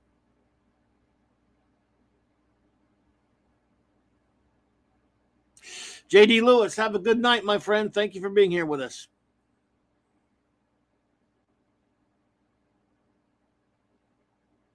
True. Phantom Outsider, true. They were using diversity. Hal's the greatest Green Lantern in the universe. Even Kilowog said it exactly. Thank you. Hell, John Stewart probably knows it. In fact, John Stewart's probably even said Hal's the greatest. Pretty sure he said that. Anyway. John's cool. I resent what they did to Hal because of him and his name, but that wasn't the character's fault. And he's really great on that show. So I like him. And the thing is, Mark, on Justice League Unlimited, if it had started out with John, if they had even at least mentioned Hal, but what they did was on Superman the Animated Series, they put a piece of garbage Kyle Rayner on there, whom I hate, and they made him look. They gave him Hal Jordan's face, but they called him Kyle Rayner. It was so asinine. Das Wolfen, thank you for being here. Appreciate you. Thank you. So I hope we see you again, my friend. So I hate what they did to the Bruce Timmverse screwed Hal Jordan over, only showing him for like a split second in one of those timey-wimey episodes. And that really will always stick in my craw, but I still love the Bruce Timm universe. Don't get me wrong. Just not what he did later to some of his animated movies.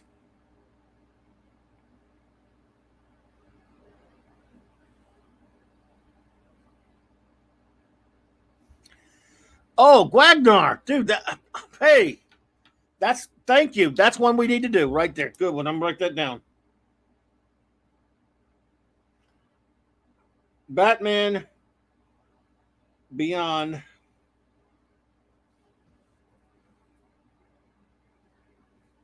Return of the Joker. It's in the queue now, buddy. That will get done. Forgot all about that one. We have the most knowledgeable audience here. Good night, Steve Mitchum. Take it easy, buddy. Good night, Steve. Sleep well. I'll most likely let you live in the morning.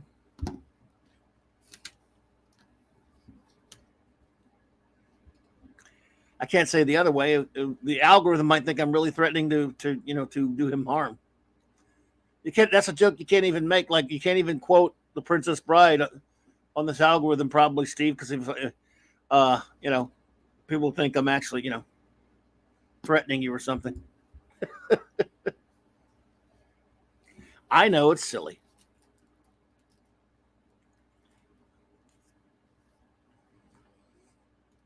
So, I think next Monday night, I know J-Man's not here.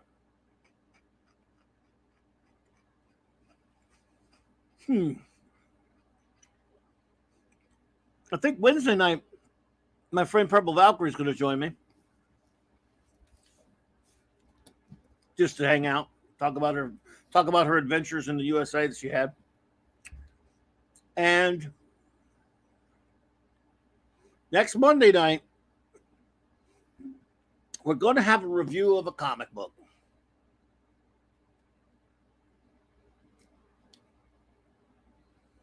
Yeah, I think J-Man and I are going to review Batman number 321. Who's for that? I hadn't reviewed a comic book in a while. I'm itching to review some more comics. Like I say, Loki and I will get that review, do a review pretty soon.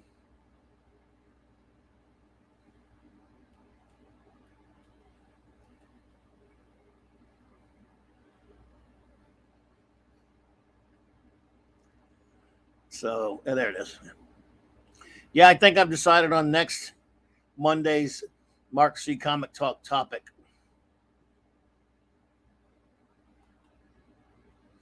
Right there. Inconceivable. Haven't reviewed. Hey, Larry. Oh, you're back. Okay.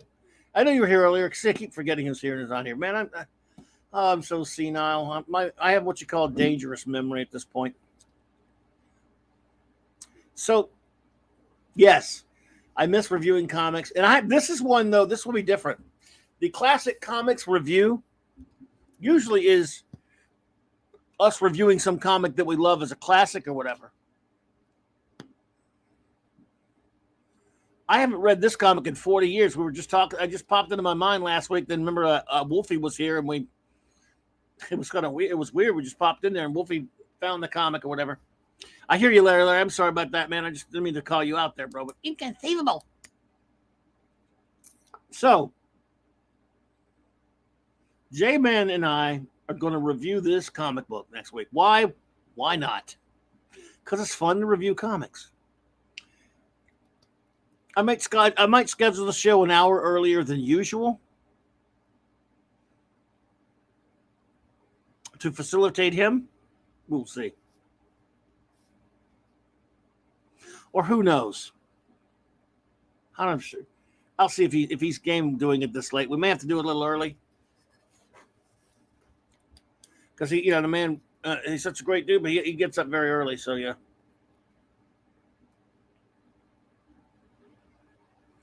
321. If you're asking when it came out, I believe it was somewhere around 1979. Larry. Gwagdor.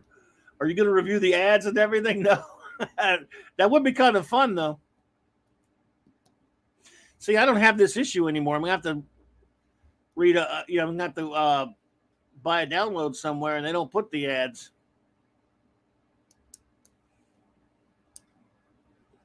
It would be fun to review the ads and all that stuff. Yeah, this is a ballpark, something like 1979-ish, if I remember right. 1980? 1980, okay. Okay, March 1980, that means it's really something like January 1980. Because anytime you, whatever cover you see on the,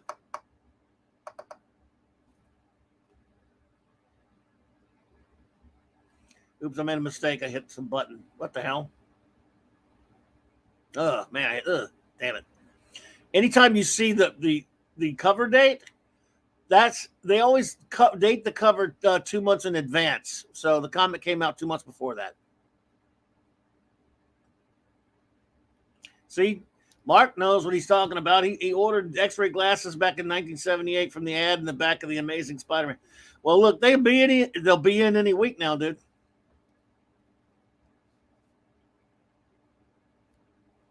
Don't worry.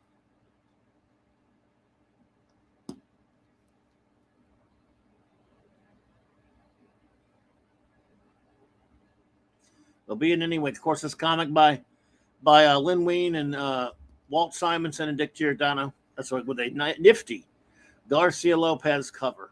So yeah, I think that's what we will do next week. I will talk to J-Man and firm that up, but he did want to do it next week. So yeah. And then who knows? Oh yeah. In the following week, we'll Mark D with a C and I will review the big change, the Incredible Hulk, the Thing, Incredible Hulk, the big change.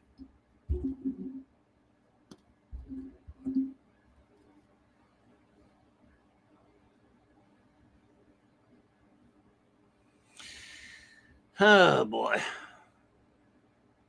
New comics came out on Fridays. Then, well, today I know nowadays new comics days on Wednesday. It's just nothing new good comes out. Yeah, I preferred Fridays also, D. But actually, though, I think it was Thursdays in the 80s and 90s, wasn't it? If I remember right now. D. But wasn't it Thursdays for a long time?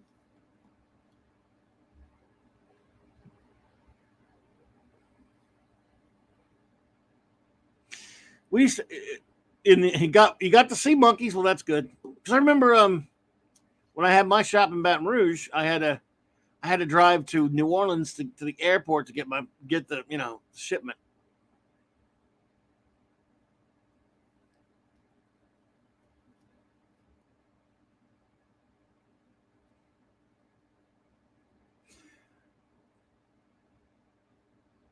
Yeah, Fridays. I don't know why I'm thinking Thursday, but I know now it's Wednesday.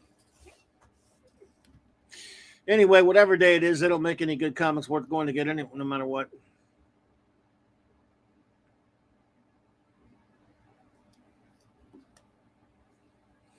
Gotcha. It moved a couple of times.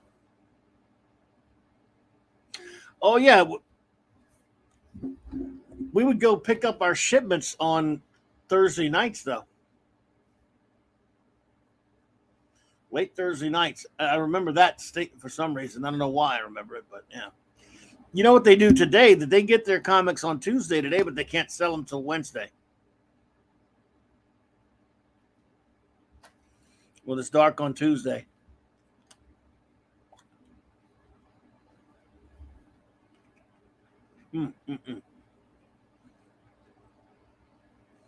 Sorry, I ate a cookie. I should mute when I do that.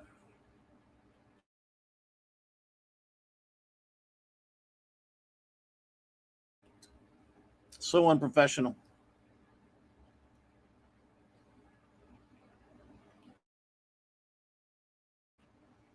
It's just us guys anyway. No. Why am I still showing this comic?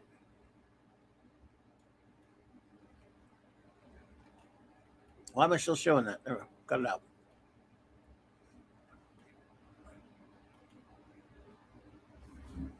Cookie this time. Oreo. Yeah, that's a good. Hey, Dumpster Rick, what's up, buddy? Rick. My buddy Rick, good to see you, man. Hope you're doing well.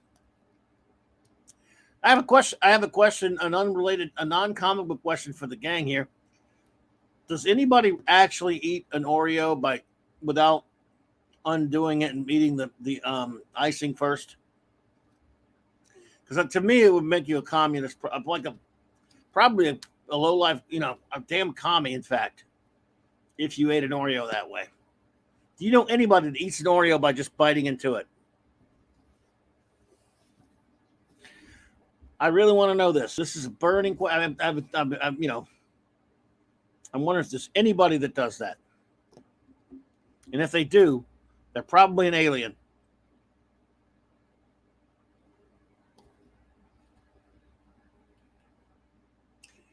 Cap Cities will deliver our comics on Friday mornings. Those were the great times when I'm getting 6 or 7 comics a week. D-Bud, in the 80s, we had a Capital City distributor warehouse here down in New Orleans. But eventually it left and moved up north somewhere. But when I opened my shop in '88, I was with Diamond. Many ways, no dunking but milk. Yeah, but there's only one way to eat it. You got to take that thing off. Okay, let's see. I'll read it first. I twist off one end and make a double stuffed and leftover cookie. I crush up my vanilla. Wow, smoothie, man. All right, well, let me ask you this then. Has anyone done this?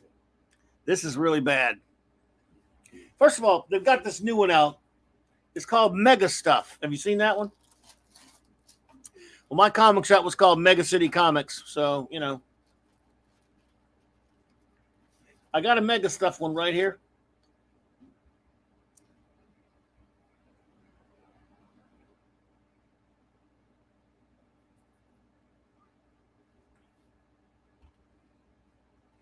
Oh, yeah. I liked Capital City better than Diamond.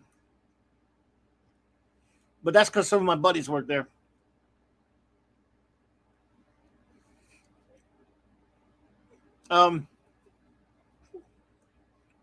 Okay.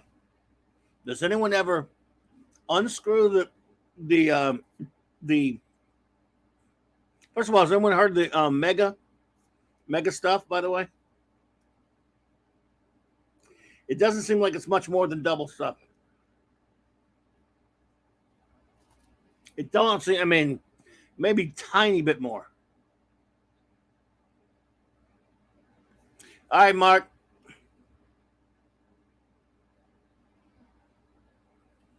Have a good one, buddy. Take it easy, Mark. They have an late tire. If you get a new job, throw me one. I need one too. Hire me. Just kidding. The thing is here at Clobbering time. What time is it? Well, I don't know what time it is where you are, my friend. But right here, it is almost a few minutes away from 11 p.m. 11 o'clock at night. Good to see you there, Mark. Appreciate you, buddy. Yeah, those thick previews got way too damn thick. Oh, God. Just good Lord.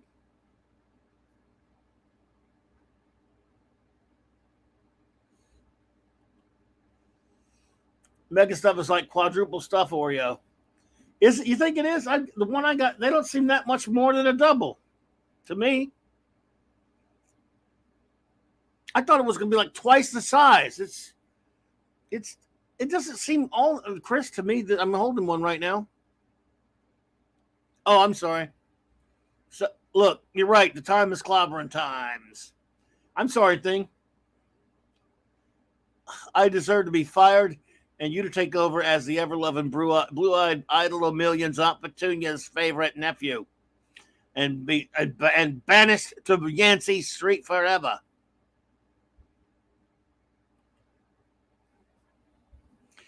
It doesn't seem that much bigger to me, Chris. My question is, do you any of you ever like unscrew it and then take another one and unscrew that one and another one, unscrew that one, and put them like 3 on top of each other, then just eat the icing? we're having some serious Oreo discussions since we're almost in our last couple of minutes here tonight.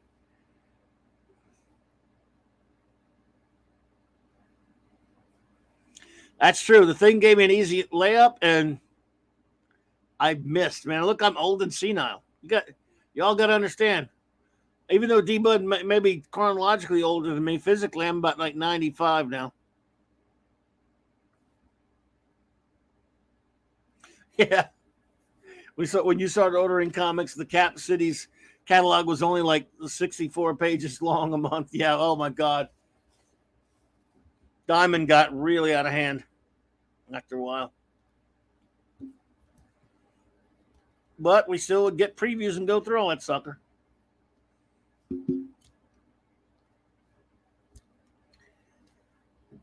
You know, the first shop I worked at,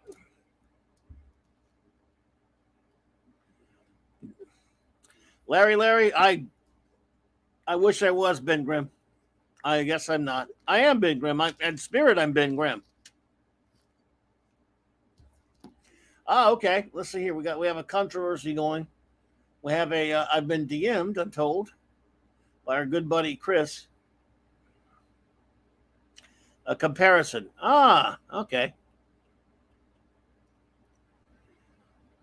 It doesn't. I guess. You know what they did though? Look, they reduced the double stuff. I call foul, man. Because I'm telling you, you're right. There's a difference there. Okay, but look how small the double stuff is now in this picture.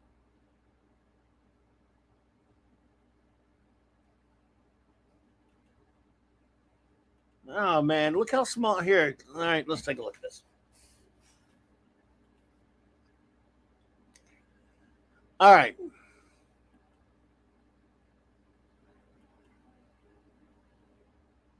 Okay. Hey, here you go, folks.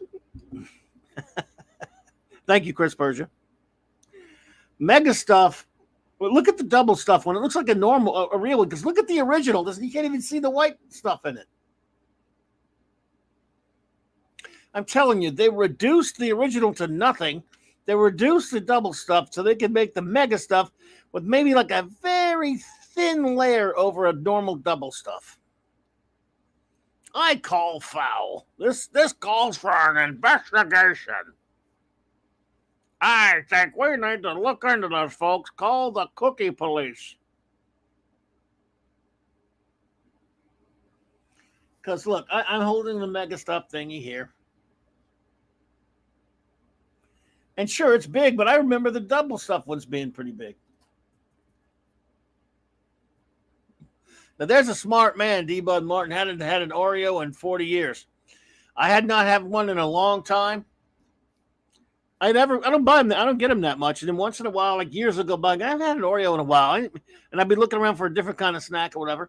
And I'll get an Oreo. I'll get some Oreos and, whoa, it'll be so good. And I'll want some more after that. And then I'll go, won't see them again for years. Absolutely, Larry. CSI, I'm calling CSI on this one. He says other countries have weird flavors of Oreos like Kit Kat. There are a lot of different flavors of those now as well of the Oreos there. So I don't know, man. Look at the original note. It's not, you can't even see anything. And I'm sorry, double stuffs were bigger than that. I don't know, man. So I'm the only idiot who's dumb enough to buy mega stuff ones. I promise after this bag, I won't buy any more forever. I won't, or for a long time. I like, deep fried Oreo though. Yeah, I've heard of fried Oreos. I need to do that. Maybe I need to see if I can go fry this one.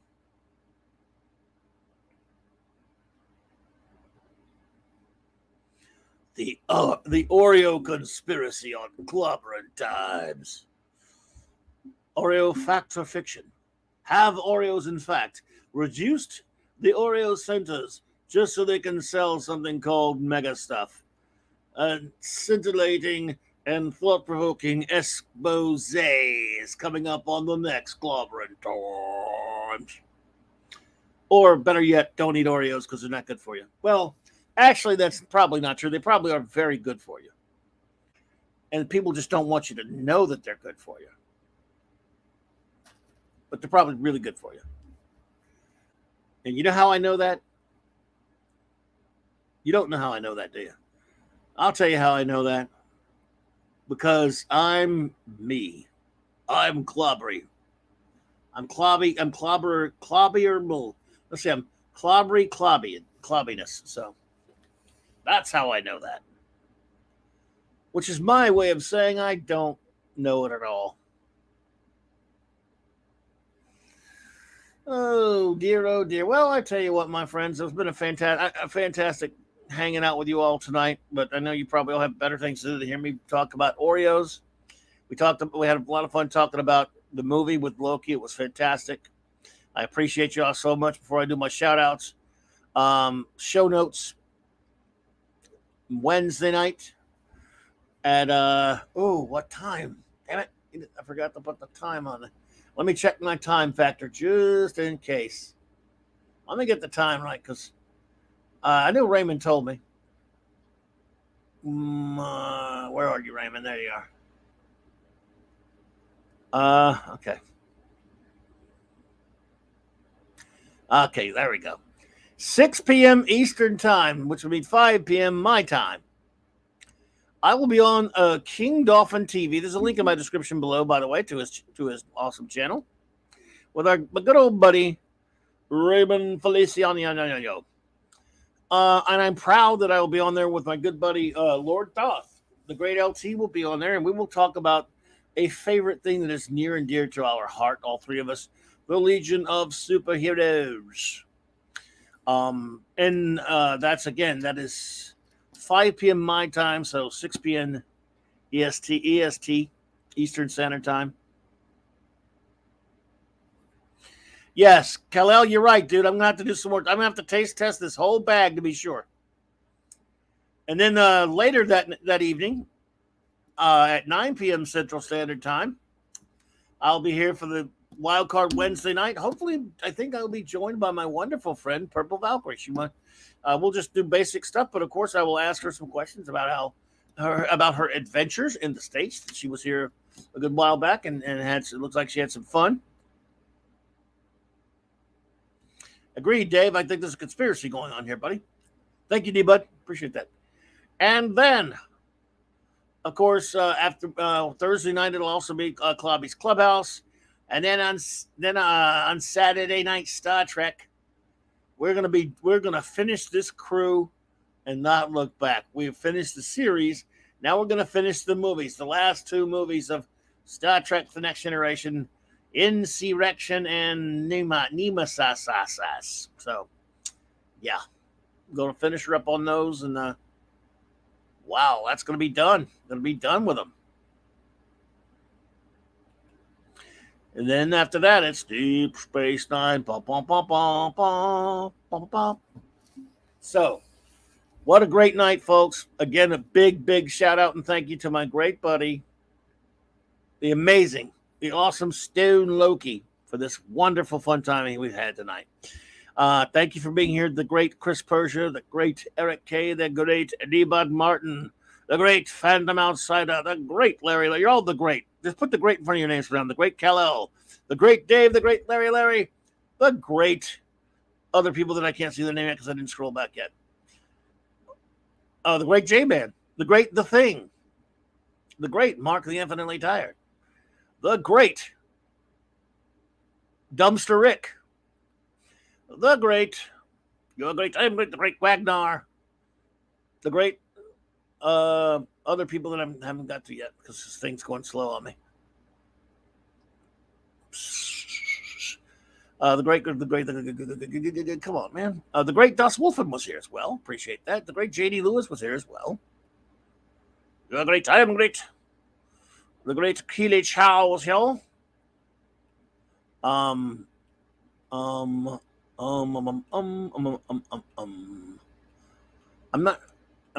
not sure if anyone else was here, but I'm seeing anyway. I think I may have got everybody. I hope I did. No, the great Maddie's daddy was here. That's right. Steve Mitchell was here. That's right. Yeah. So I'm scrolling back, and it takes some doing, you know. but it does it stores it all. So come on now.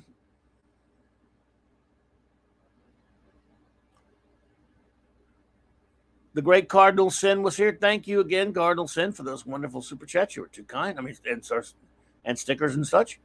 Thank you. I need vamping music. I need music to, I actually do have music. I could, wah, wah, wah, wah. Anyway, it's better than me doing it, right? Okay, well, I'm going to go ahead and take the risk that I didn't miss anyone, which probably means I did. And if so, I am so sorry. So thank you all, my friends, excuse me, for being here with us tonight.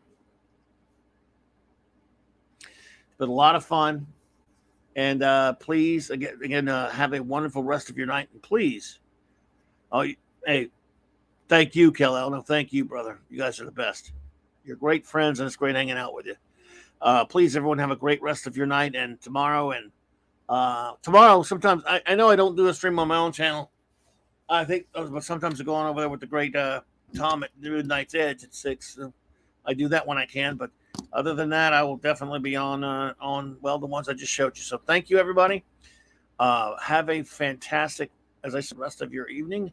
And, well, clobber on, clobberers.